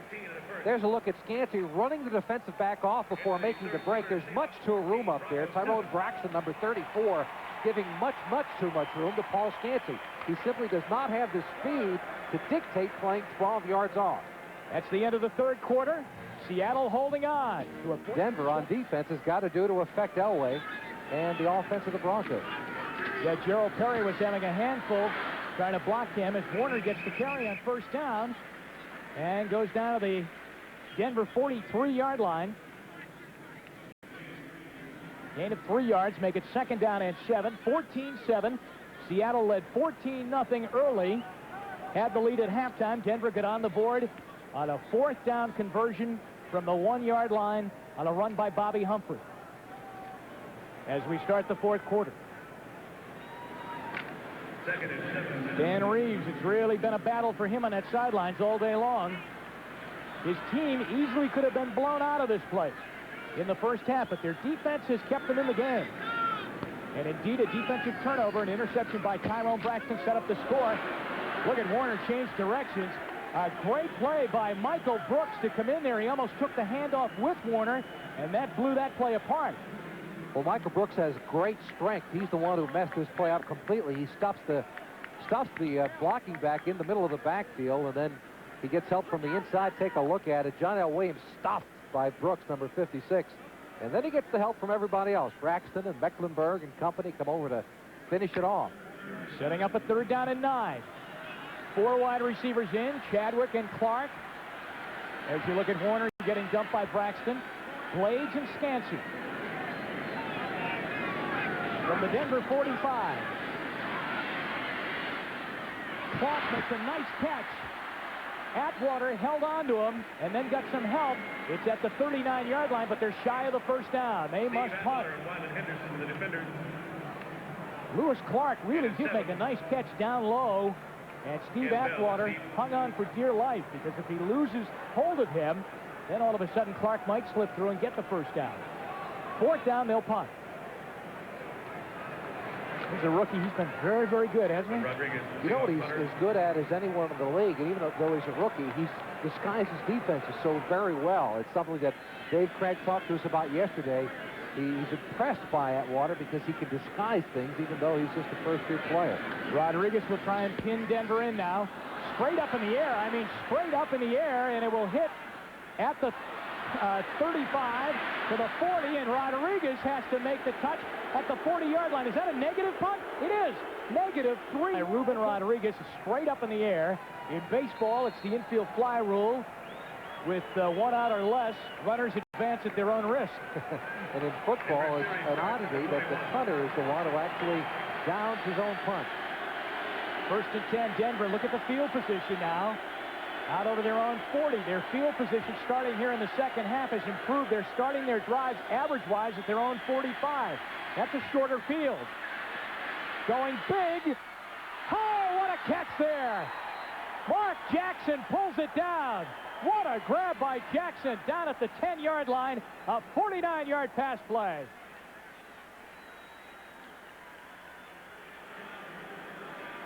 A bit of an underthrow by Elway, but he puts it in a position for his receiver to get it. He's going against Melvin Jenkins, number 24, and that is a tremendous catch by Mark Jackson, number 80, down the sideline. Good coverage by Melvin Jenkins. You can't do it any better, and Elway puts it into a position, a bit of an underthrow, but that is all Mark Jackson who puts it away. They're at the 10-yard line, trying to tie the game up. Orson Mobley, the tight end, down the line in motion. Humphrey to the 5, down to the 3-yard line. Bobby Humphrey on a bit of a delay by Elway froze those linebackers, and it opened up that hole for the rookie out of Alabama. And they are getting close. And listen right now, Jimmy, listen to this building. That's the way, if you're the visiting team, you like to hear it. Quiet.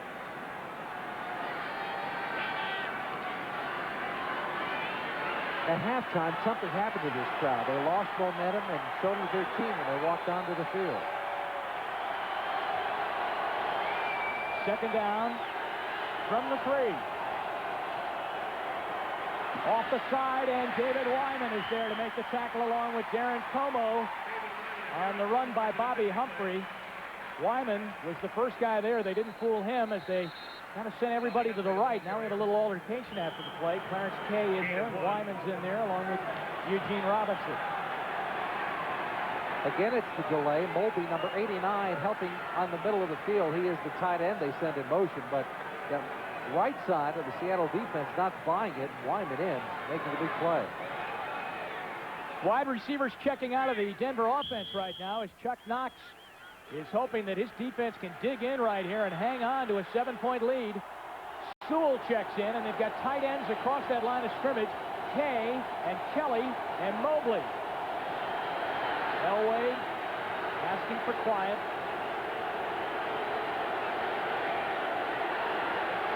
Third down from the 2.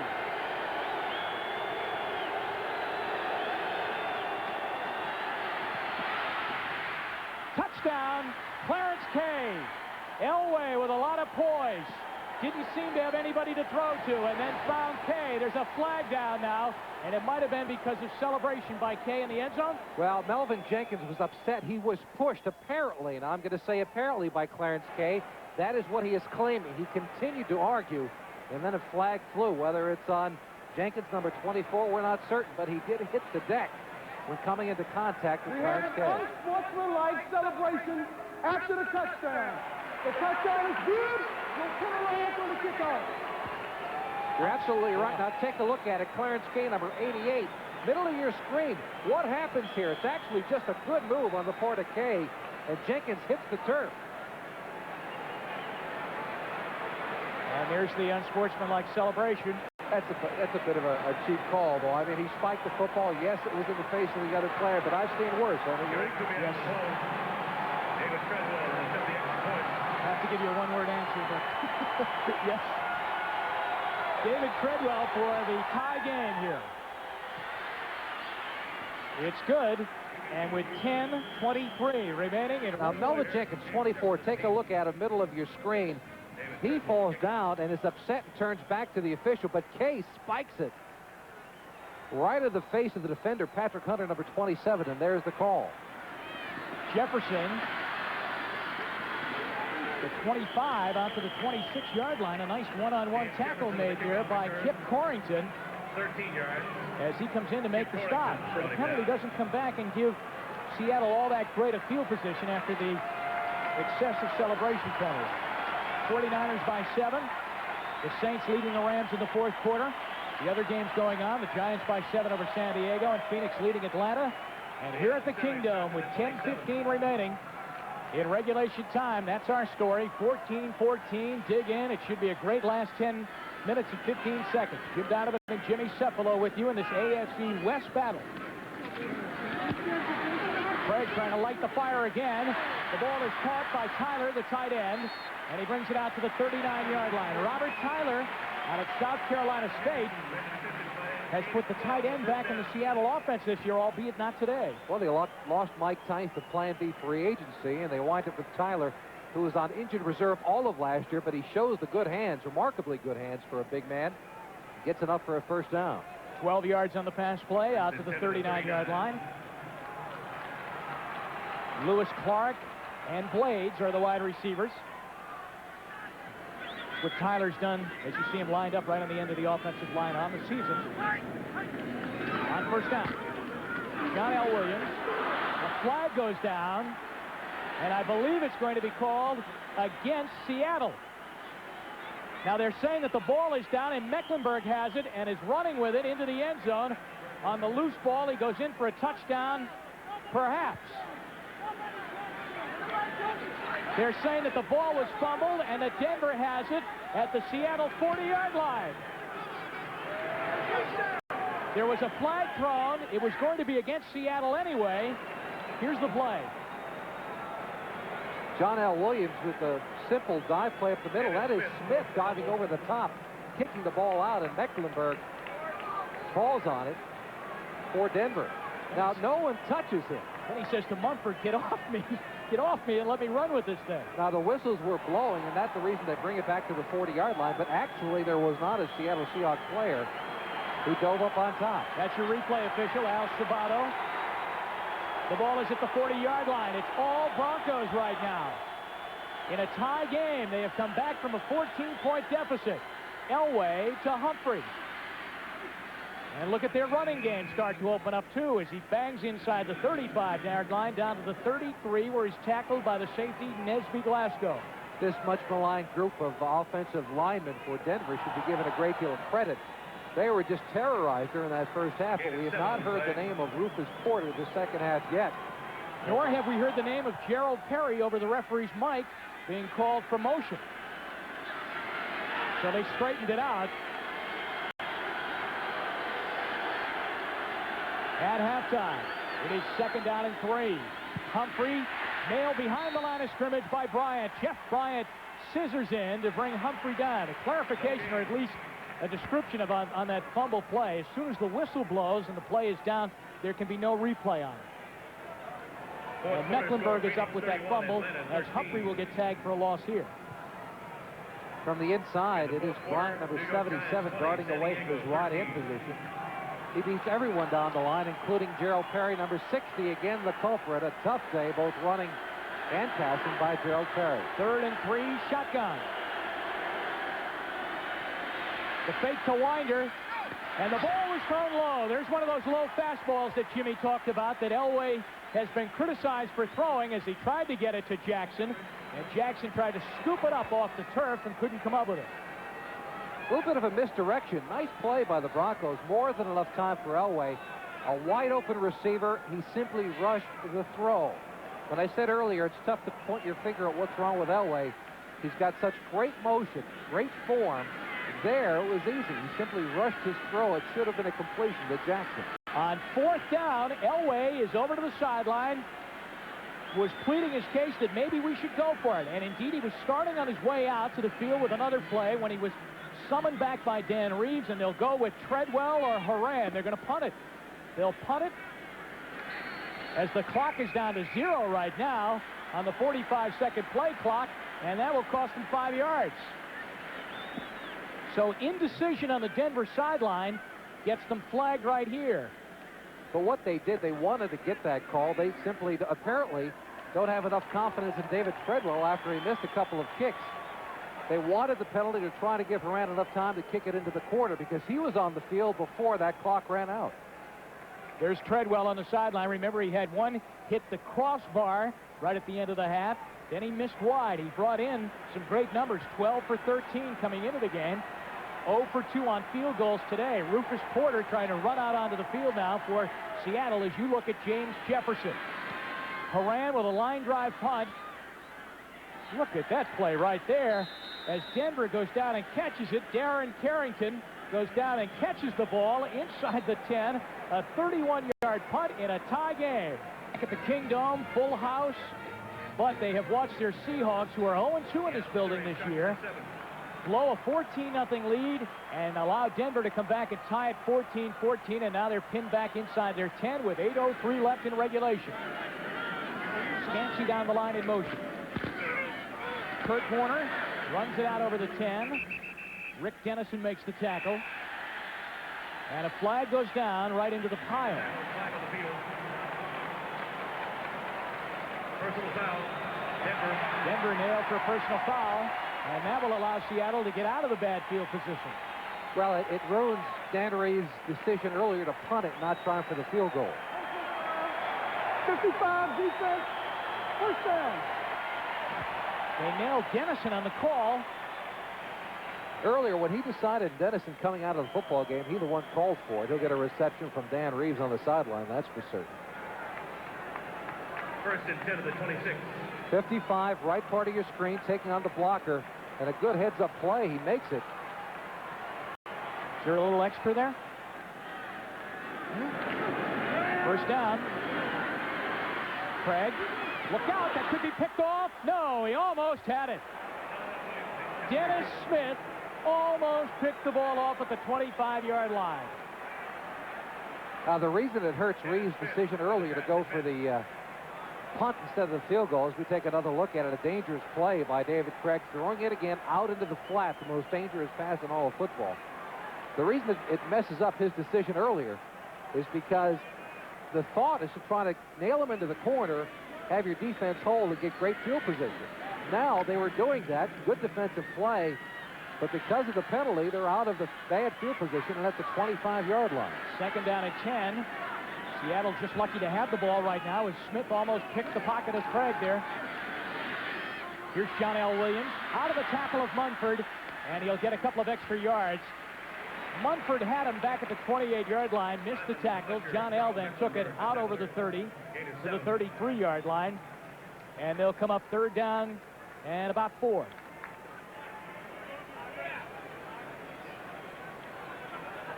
Williams slipping a tackle initially, and he sets up a better third down situation for his team. He beats the one tackle before Mecklenburg, and company comes over to nail him.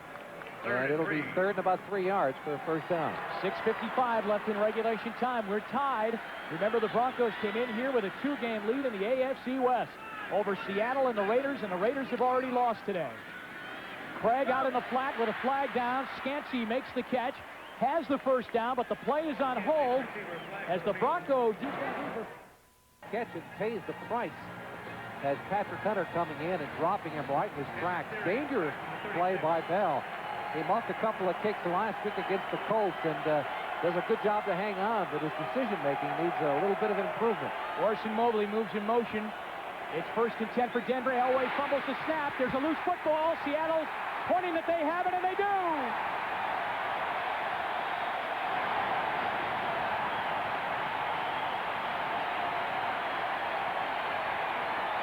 Como, the linebacker, comes up with the football for the Seahawks.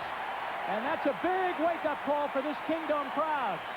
This is the second time today that Karts number 72 and Elway have had trouble at the center exchange.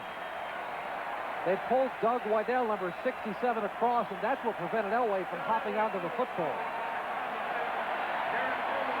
Just when Denver had righted the ship, a big turnover. 6:28 left. Now let's see if Seattle can cash in a tie game at 14-14.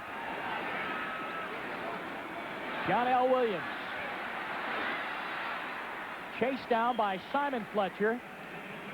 Inside the 35, down to the 32-yard line. Let's go to the 10-minute ticker. Check in on the other games that are going along with ours. New England has added a field goal. They trail by 4. New Orleans 40-21 over the Rams. The wheels kind of came off the Rams' attack this week. Giants lead. Phoenix leads. And we're tied here. 14-14 in the Kingdom with 5:55 left. Second down, 7. 3-yard run on first down by John L. Williams.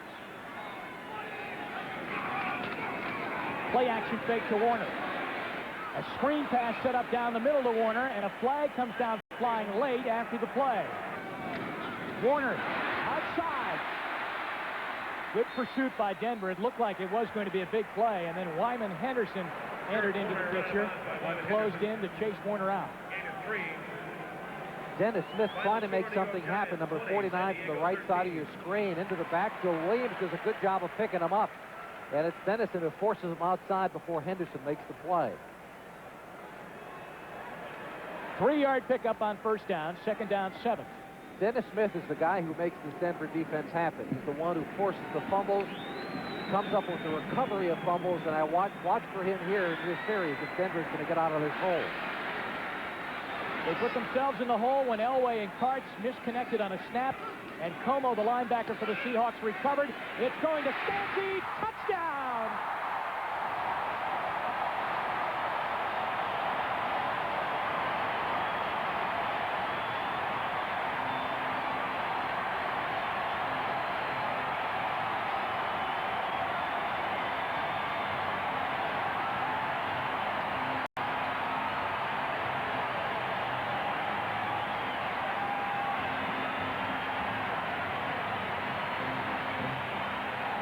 The Stancy fan club is growing in leaps and bounds. Here's the touchdown strike and a perfect throw, Jimmy. Craig looked to the right. It was Dennis Smith, number 49, who he looked him off, then came back across to Stancy in the hole, and Braxton not able to get in front before the touchdown is scored. Extra point by Johnson is good.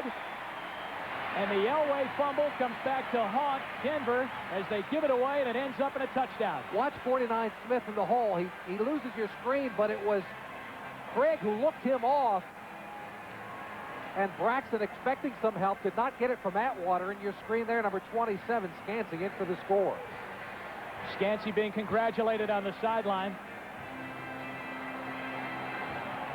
Watch Smith. He's looking for some help and does not get it from Atwater coming over. And a blown coverage. Not really a blown coverage, but poor technique by the Denver defensive backs, allowing Scansey to sneak in. You know, he looks a lot like Largent, size-wise, everything he does. He's been compared a lot to him. He grew up in this area, so he has watched Steve Largent play for many a year. But as he says, he'd rather be known as Mr. Scansey. Paul Scansey has been a player who has played behind Largent. Largent has helped him through the years. And he has kind of been plugged into this offense, much the way. Seattle, 5:32 left. Ken Bell takes it for the Broncos inside his 5. He's got some room to the outside and brings it out to his own 30-yard line as Denver had a nice wall set up for him. Dwayne Harper chases him out on the play. There is no penalty on the play. We originally thought that there might have been a flag down. No scored after a Denver fumble. John Elway being serenaded now by the crowd as they sing his name.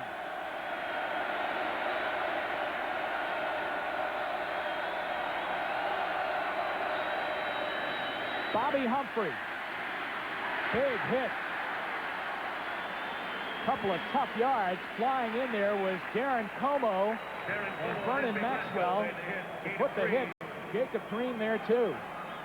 Well, there's more than enough time for Denver to try and get a little bit of a running game going to move downfield. I mean, they do have more than 5 minutes to go. But look at it. Maxwell does a good job of turning it upfield. And then the big hit comes in from Glasgow and company. Second down at 7 at the 33-yard line. Sammy Winder is the lone back in the backfield with Elway. Jackson starts down the line in motion. Elway's going to get out of there and pays the price as he gets hit by Paul Moyer, the safety, and Jeff Bryant chases the play too. But he gets some yardage out over the 35 near the 36-yard line. It will be third down for the Broncos, third and about 4. Nothing downfield. Again, they're keeping the back in to try to help on Porter. You see Winder, number 23, staying in. That means there's one less receiver in the pattern. Nobody open downfield, and Elway forced to eat it. So Steve Sewell checks into the lineup for the Broncos. He'll be the back in the backfield along with Elway. Out of the shotgun on third down and 4. 3:56 left. And the Broncos down by 7. Flag is down. Sewell can't come up with the football. Out at the 45-yard line. Elway looks to the official to see what the call is.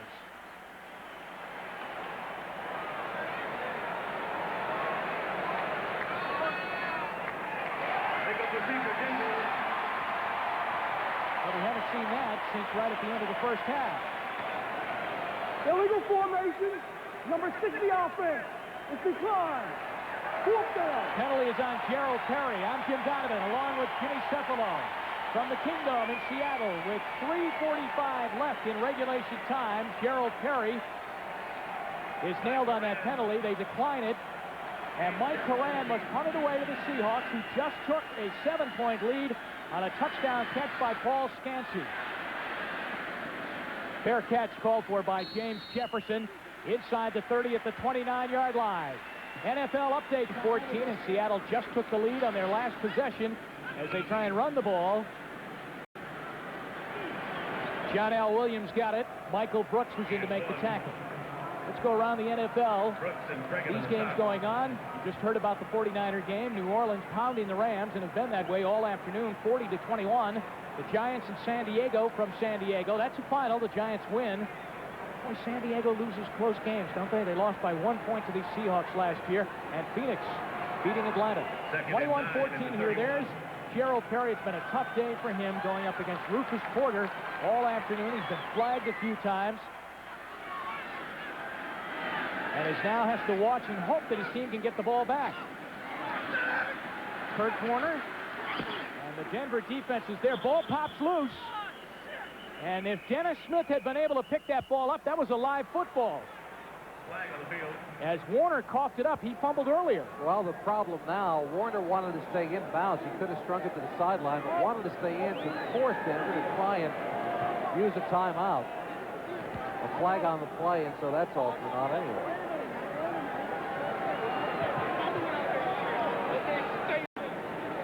All right, you heard Johnny Greer tell the headlinesman, where was the fumble on the ball? Inside the 25. All right, stay there. This one obviously is against Seattle. Mecklenburg will make it. But I believe the call was on John L. Williams, number 32, who had a hold of Michael Brooks by the back. And that was the call that was made. But Warner trying to stay inbound, the ball popping out, going out.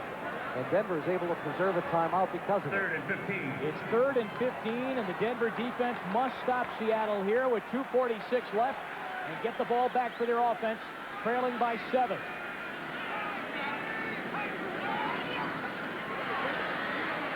Craig steps up, and a drop by Lewis Clark. Looked like he took his eye off the football, Jimmy. He was looking for that first down stick, I think. Well, even had he caught the football, he was well below the period he needed to grab the first down. And I don't think he would have grabbed it unless he was able to break 2 or 3 tackles. Craig is, he's got to go further downfield with this football. He's got to get a first down yardage. Take a look at it. If he catches that football, Atwater is there to make the hit. And I think, the mistake goes both to Clark. He's got to catch that football, but also to Craig, because he's got to get enough yardage downfield for the first down. All right, the pressure falls on Ruben Rodriguez now to get it out of harm's way. And Ken Bell is waiting for the Broncos back at his 35-yard line. We have 2:42 left. Rodriguez nails it. Bell at his 30. Good run back as he cut it back upfield to the 46-yard line. A 49-yard punt, a 16-yard return by Bell, and he gives his Broncos good field position. John Elway and the Broncos. 2:31 left. Regulation time. Need a touchdown to tie. Gets away from Nash. Got a man open downfield with a flag down. Johnson to the end zone. Touchdown, but there's a flag down.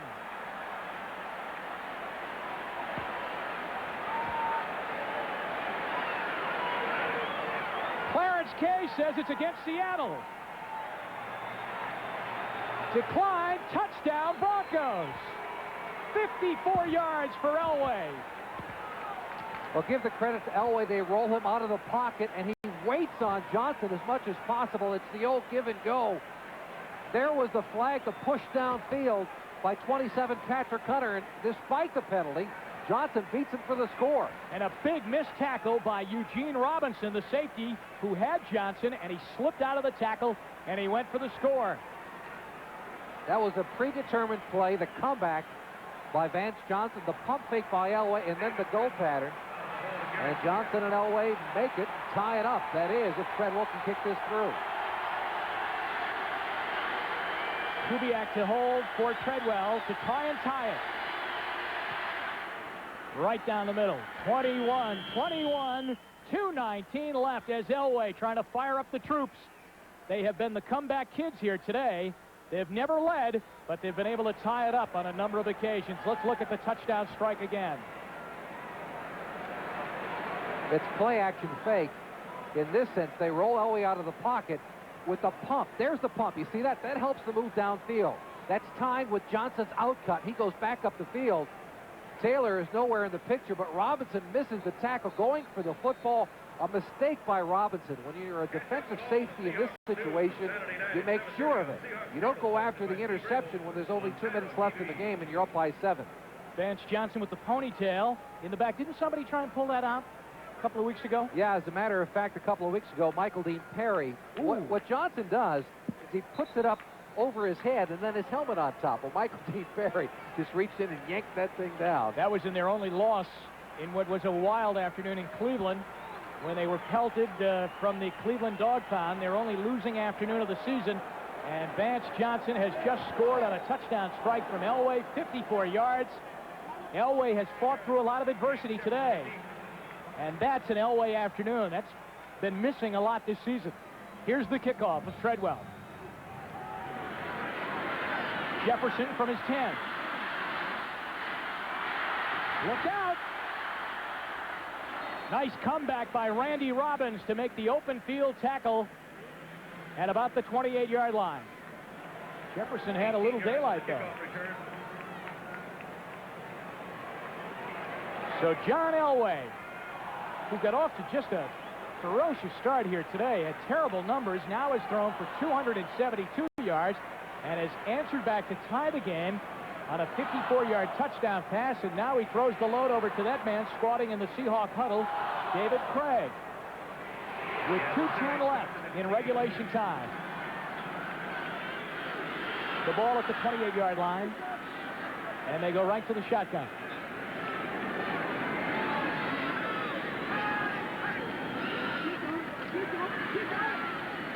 Scansey to the 36.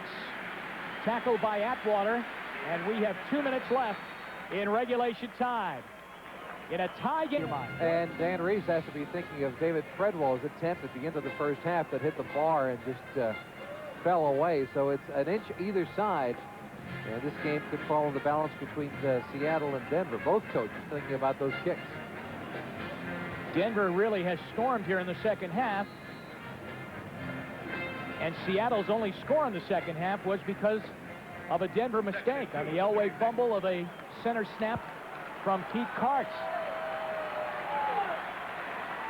Well, Seattle has it. Second down at 2. Scansey starts in motion. Kurt Warner is stood up by Mumford, the linebacker, but appears to have the first down out near the 40-yard line.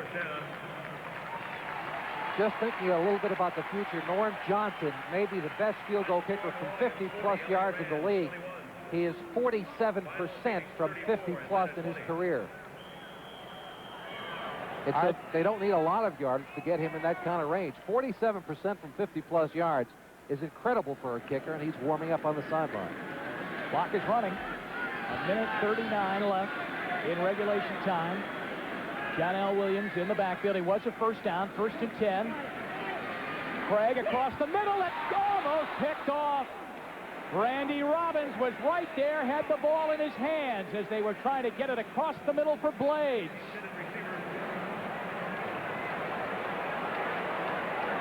He's checking his gloves on that one.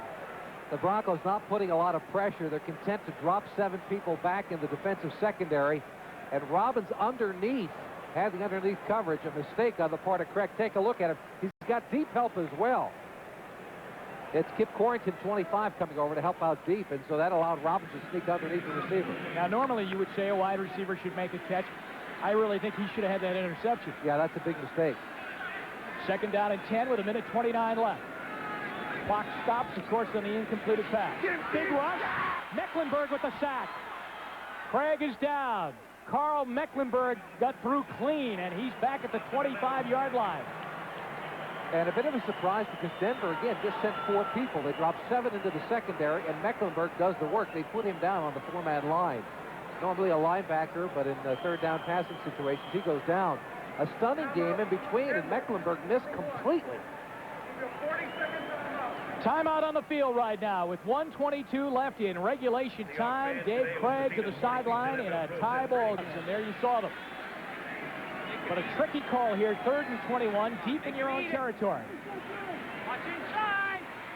Craig flush, but gets it out to John L. Williams. Boy, did he try and make things happen as he shook out of a Dennis Smith tackle and a couple of more tackles and brings it out to the 39-yard line. And Denver calls a timeout with 1:07 left. So Denver's going to get the ball back. And we'll see what they do with it right after this timeout. 1:07 left. And Seattle has to give away the football on a punting situation. 4th down and 11. Ruben Rodriguez into the football. Short punt. Hits at the 30, at the 31. They don't blow the play dead, and one of the Seahawks touched the ball. Jaron Miller got his hand on it and touched it. Only a 30-yard punt. Elway getting instructions from Dan Reeves on the sideline. With 55 seconds left, and one of the best in the business in this situation will take control of the Bronco offense. Well, the man that's been his favorite target today and throughout the year is the number 82, Vance Johnson. And so that's who we should be looking for this afternoon. And, of course, Seattle's going to try and double-team him. There's not gotten much action from Mark Jackson on the other side. Well, this is like Denver at least having last at-bats. In regulation time, Seattle almost has to play for overtime right now. 55 seconds left. They toss, run it, and Winder's got a crease. Out to the 43 to the 44-yard line and a 1st down. Boy, that's a tricky play, Jimmy, flipping the ball like that in traffic. It's actually an easy play because if it hits the ground, it's an incomplete forward pass and not a fumble. Elway out of the gun. Michael Young tries to make the catch. They rule it's incomplete at the 44-yard line. Young was already involved in a controversial play today when he made a great catch down the sideline that set up Denver's first score. At first they ruled him out, and then they went to replay and was reversed. As far as the battles of the kickers are concerned, you've got to like Johnson on the other side of the field from Dan Reeves. As we mentioned earlier, 47% from 50-plus yards. On this side, Treadwell, the young kicker, Dan Reeves decided earlier not to allow him to kick a 50-yard field goal. And so that stat falls in Seattle's favor. 2nd and 10, 30 seconds left in regulation time. Elway going big, Young's wide open. Down to the 10-yard line. 1st and goal, Denver. They'll mark him inside the 10, a 47-yard pass play. This is the same play that they beat for the touchdown earlier that they won before. Take a look at it. Left side, the pump fake. Then they go downfield. Boyer is just flat-footed there, and so is Jenkins, number 24. But Michael Young makes the big play. Same exact play, different receiver, and Seattle bid on it twice. 19 seconds left in regulation time. Mike Young out of UCLA comes up with the catch, and Elway put it right on his fingertips. A beautiful toss down the field. Good for 47 yards. They have it just inside the Seattle 10 with 19 seconds left. And now, of course, you have to say, do you kick it right now? Oh, you kick it right at this minute. 19 seconds left, no timeouts remaining. What happens if somebody catches the football and gets caught? You have an opportunity to win the football game. Put your team on the field and kick it through. No timeouts left for Denver. Treadwell on the day is 0 for 2. This will be a 27-yard field goal attempt when they line it up for him. With 19 seconds left in regulation time. He's had one hit the crossbar. He had one go wide left.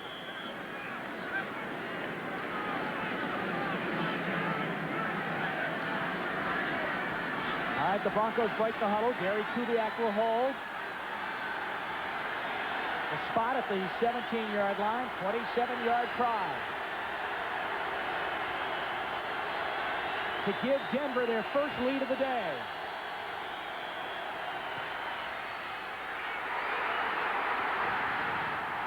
He missed.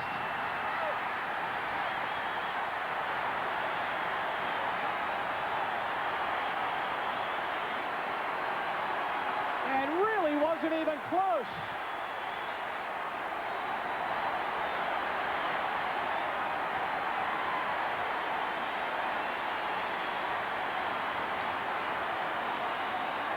David Treadwell, who was 12 of 13 coming in today, just shanks it to the right. Not even close is correct. And the young man is 0 for 3 on the afternoon. He came into today 12 for 13.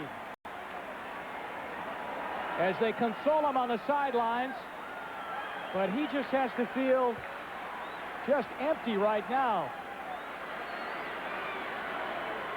Seattle's going to play for overtime as they just take the ball and put it down to the carpet. 10 seconds left.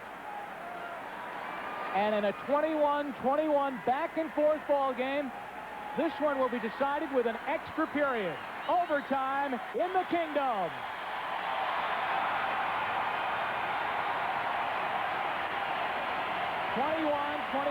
That young man, David Treadwell, missed from 27 yards with 16 seconds left in regulation time. Overtime from the Kingdom. Seattle will get first crack at it as James Jefferson takes it at his 9. Randy Robbins covers on him out at the 26-yard line. Robbins down on the open field tackle of Jefferson. 16-yard return, and Seattle has the ball first and 10 out over their own 25 at the 26-yard line to start things off in overtime. These two teams have played 2 regular season overtime games against each other, and Dan Reeves and the Broncos are 2-0 against Seattle in overtime. 21-21. Play action fake by Craig. Gets away from the oncoming Holmes. Scrambles to the 30. Carl Mecklenburg is in on the tackle. But Ron Holmes made some pretty good pressure for the Broncos and flushed Craig out of the pocket. Denver sending just 4 people against David Craig, allowing their secondary to drop 7 and forcing Craig to try to find a hole. That's the reason for the pressure there. He actually had more than enough time to throw the football, but good defensive strategy by Wade Phillips and the Denver Broncos staff.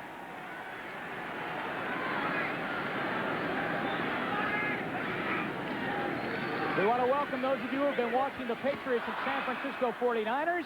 I'm Jim Donovan along with Jimmy Cefalo. We're in overtime in Seattle's Kingdom. Denver and Seattle 21-21 tie. As David Craig had just an incompleted pass thrown on second down, making it 3rd and 6, the first possession of overtime. Seattle led 14-0.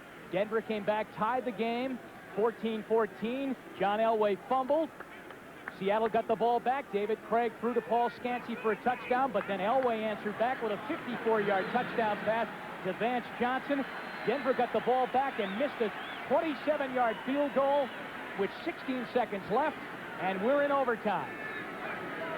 First possession, 3rd and 6. It's complete to Blades, and that's a first down at the 40-yard line.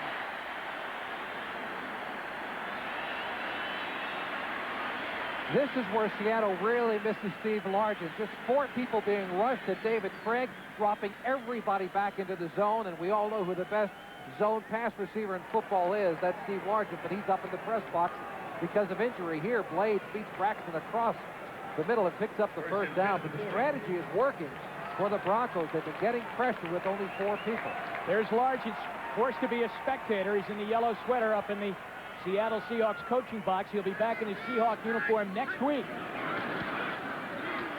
Denver looks like they might have jumped.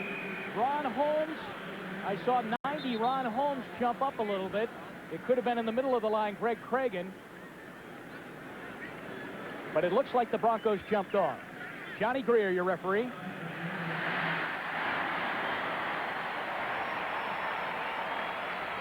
Outside, 90 defense. Still first down. It was Ron Holmes. Take a look at the bottom of your screen. Ron Holmes, number 90, with just a little bit of a jump, gets caught in the neutral zone. And Craig, with a good cadence at the line of scrimmage, gets 5 yards in the bank. Well, you don't want to give up any yards that way in overtime. Because for this very reason, though, Norm Johnson, again, 47% from 50-plus yards. He's not far from his range. So it's 1st and 5 from their own 45-yard line. Play action fake to Warner. John L. Williams cannot make the catch. Carl Mecklenburg was closing on Williams as the play action fake went to Warner, and then they throw it to Williams. Here's the scoreboard now on our 10-minute ticker. San Francisco over New England, 37-20. That's a final from Palo Alto. The Saints win over the Rams. The Giants win over San Diego, and the Cardinals beat the Falcons. And here in the Kingdome, we're in overtime with 12:53 left in a 21-21 game. The 2 receivers that Seattle likes in this situation, John L. Williams, the fullback, and Paul Scansey, the wide receiver. And that's what Denver will be looking for on this 2nd down pass. 2nd and 5, as Jimmy said, on 2nd down. Let's see what Craig does. Mecklenburg blitzing. Craig going for Blades. Almost pulled it off the fingertips at the 10-yard line. 3rd and 5. Hey, this is a tremendous throw by David Craig. He gives only one person the opportunity to catch it, and it is Brian Blades, perfectly led downfield. And that's got to be a pass he's got to come up with. An overtime situation, you've got to sacrifice a little bit. On the edge of his fingertips, this will go down as a plain drop. Got to dive after that football under these circumstances. Craig is 20 for 35 today, 213 yards, 2 touchdown passes, 1 interception, as Blades heads out to his wide receiver spot. 3rd and 5, out of the shotgun. Blades has this one for a first down. Into Denver territory at the 48-yard line. So he came right back to him. Well, that's the right way to do it. They, again, had everybody coming in the line of scrimmage, just 4 people. You see the zone being set up there. And Blades coming in from the backside to make the first down catch. Now they're only about 7 or 8 yards away from the range of Norm Johnson. Chuck Knox, you bet he's counting off those yardage markers right now to see when they're in range. 1st and 10 from the Denver 44. John L. Williams down to the Denver 41. Ron Holmes is in on the tackle along with Greg Craig in the nose tackle. About a 3-yard gain, 2nd and 7. And always, before you are going to attempt an overtime field goal, make sure you load up on the fluids. I think Norm Johnson's probably not even thinking what he's doing on the sideline. His concentration is simply to get on the field and get a shot at winning this game. 2nd down at 7 from the 41-yard line. Warner and Williams in the backfield, wide split.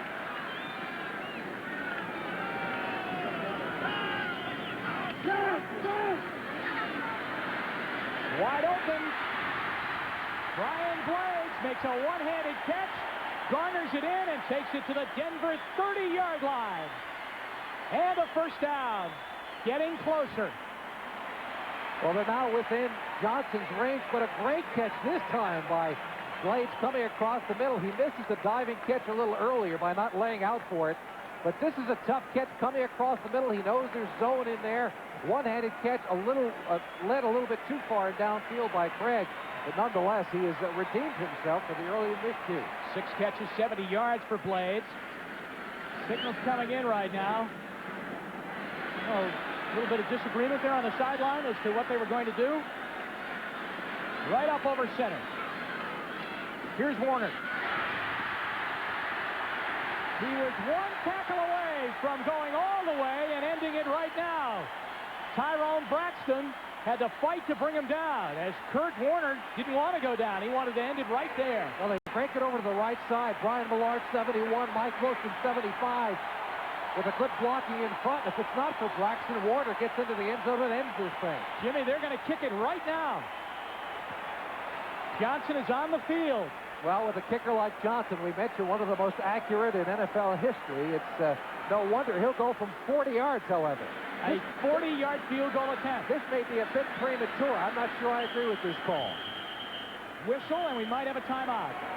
Denver calls a timeout. We'll be back and see if Norm Johnson can connect with a 40-yard winning field goal in overtime for the Seahawks in a moment. Lead on their 2 closest competitors in the AFC West. If Norm Johnson can connect here, he would cut the Denver lead down to 1 game. You got a 2-game shift riding on this kick. If Denver could win this football game, they'd be able to play 500 for the rest of the season. It would be tough for either the Raiders or the Seahawks to catch them. And so, although this is just week 7 of the NFL season, this may be the deciding factor as we go down the line for the rest of the year. Now, the only reason I could think that they might want to kick it right now is because earlier in the game they were in this position and were trying to get closer to kick a field goal, and they fumbled. So they have been prone to cough it up here this afternoon. Here's Johnson. 7 for 10 on the season. Kemp will hold. They had a field goal go awry today on a fumbled snap. For the win. He missed it.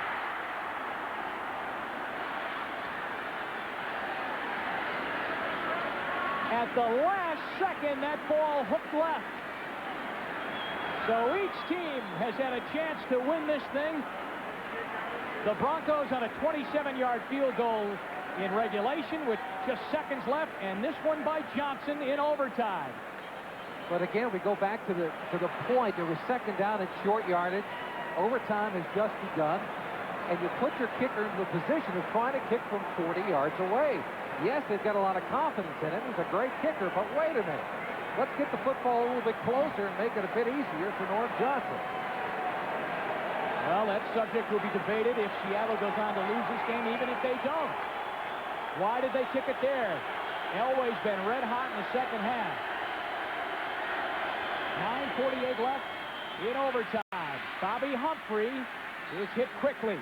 Vernon Maxwell, the linebacker, is over, along with Darren Como to make the tackle of Humphrey. Humphrey has a touchdown on a gutsy 4th down plunge from inside the 1. Earlier today, he's playing with extremely sore ribs. John Elway has had the best day of this season in 1989. 27th in the NFL in passing, but look at those numbers. It didn't start out very good for him, but he hung right in there and racked up big yardage in the second half. 2nd down and 9. Elway throws in a lot of coverage, but Mark Jackson is there to make the catch. It's a Denver first down out over their own 35-yard line. The coverage was made by Dwayne Harper, but Denver has what they want, a first down, and the drive continues. Yeah, but watch his perfect throw. It's got to be that way. Elway looks off, Moyer inside, and gets the ball deep into the pocket to prevent the defensive back Harper from coming over and making the play. That is all John Elway's arm. Earlier in the game, and I say this for people who have just joined us, Elway had a lot of pressure on him by the Seattle pass rush, but Denver's offensive line has done a great job here in the second half. Humphrey, no gain. Joe Nash is there, the nose tackle, 72. Nash and Karts get into a little push and shove match. Well, it has been Rufus Porter in that first half that gave the Bronco offensive front fits, getting after Elway, sacking him twice in the first half. But what Denver did was to put a running back over on that side to help the offensive tackle Perry, and that's taken the pressure off of John Elway. What they have sacrificed is another pass receiver into the pattern. Jackson is out of the top of your screen. Johnson is inside him. It was a 54-yard strike to Vance Johnson late in the game that tied it up. Elway on 2nd and 10. Almost picked off by Patrick Hunter as he tried to get the ball to his tight end Clarence Kay, who was well down the field at the Seattle 40-yard line. But Patrick Hunter almost had it. Elway just missed hitting him on this pattern. Watch the zone as you look at it from the Seattle side of the ball. They rush only 4 people, drop everybody back into coverage, and it is Hunter who comes off his man inside to make the play on Kay. If Elway can sneak that one in, then the Broncos are in a position to try a field goal of their own. So now it's on John Elway, wide-eyed, 3rd and 10. Out of the shotgun. Steve Sewell in the backfield with him. Flag is down. And Elway throws it away. Let's check out the penalty.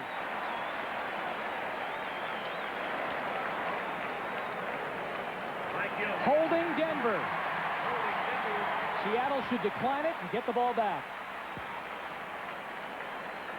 Now the special teams come into play, Jim, and Rusty Tillman, the special teams coach of Seattle, likes to say that he thinks his team should win 2 football games. Offense. It's declined. 4th down. As we take a listen to the penalty, his team should win 2 games for him every year. They won last week by blocking an extra point attempt by the San Diego Chargers as time ran out, and now they're in the same kind of spot. You saw Rusty bending over on the sideline. That's Mike Horan, and that's James Jefferson, and they almost did get to the punt. Darren Miller was closest to getting to it. What a great punt by Horan under pressure. Jefferson a fair catch. That's a 52-yard punt when the chips were all on. 1st and 10. Seattle's 2nd possession of overtime with 7:29 left in the overtime. Craig down the middle. That's picked off by Dennis Smith with a lot of blocking in front of him. To the 10. To the 9-yard line. He was going for his tight end, Robert Tyler, and Dennis Smith comes up with the interception and a 28-yard run back. And the Broncos appear to be ready to try and kick the winning field goal right away. Well, for those of us who just joined us, it was Treadwell who missed the kick from 27 yards away with 16 seconds remaining in regulation. But it is Craig right now who's discussing with himself a clear overthrow, trying to get it to Tyler over the middle of the field. Hey, I told him when we went Dennis Smith with the interception. Take a look at it. Tyler getting down the middle of the field, the tight end, number 87. And it's Craig with just too much onto the football, a clear overthrow, and that's the danger part of the field. When you overthrow it in the middle, when you give that what they call a double zone, deep safeties in the middle of the field, and Smith gets his 2nd interception of the year. He actually had Tyler open for just a second. Over the linebacker, it was Dennis in 55 who forced him to throw it a bit long. Denver's been so proud of their entire defense, but very proud of their safeties, the rookie Steve Atwater and Dennis Smith. And they have played well today. And Dave Craig, who has had a pretty good ball game, throws that interception right there. But in the second half, he's been victimized a couple of times. And now David Treadwell gets a second life. It's a 27-yard field goal attempt. That's the distance he missed from with 16 seconds left in regulation time. He's 0 for 3 today for the win. He's got it. There's a flag down. It's against Seattle. The Broncos pull it out in overtime, and that's a very relieved David Treadwell as Chuck Knox walks off. The Denver Broncos on a 27-yard field goal pull it out after they were down all afternoon. This is their first lead of the afternoon. 24-21. The Broncos go to 6-1 and now have that big, giant three-game lead in the AFC Western Division. And for the Seattle Seahawks, they go to 0-3 here in the Kingdome. David Treadwell finally gets one through. 0 for 3 before the kick. He was a free agent a year ago in the Denver camp, cut because Rich Carlos was the kicker. They kept him here. Signed with Phoenix this past year, and then because of a holdout from Carlos, it was Treadwell who came over in a trade with the Cardinals. He kicks it through to put Denver's record at 6-1. MVP Elway, the Denver Broncos, and Budweiser will make a contribution to the United Way on behalf of all the MVPs selected in today's games. Elway into the tunnel at halftime. When he walked in there, he was having a terrible day. His team was down 14-0. But in true Elway fashion, he answered back. Threw for 344 yards, 2 touchdowns. And David Treadwell, who had missed 3 field goals, finally connected in overtime and won the ball game.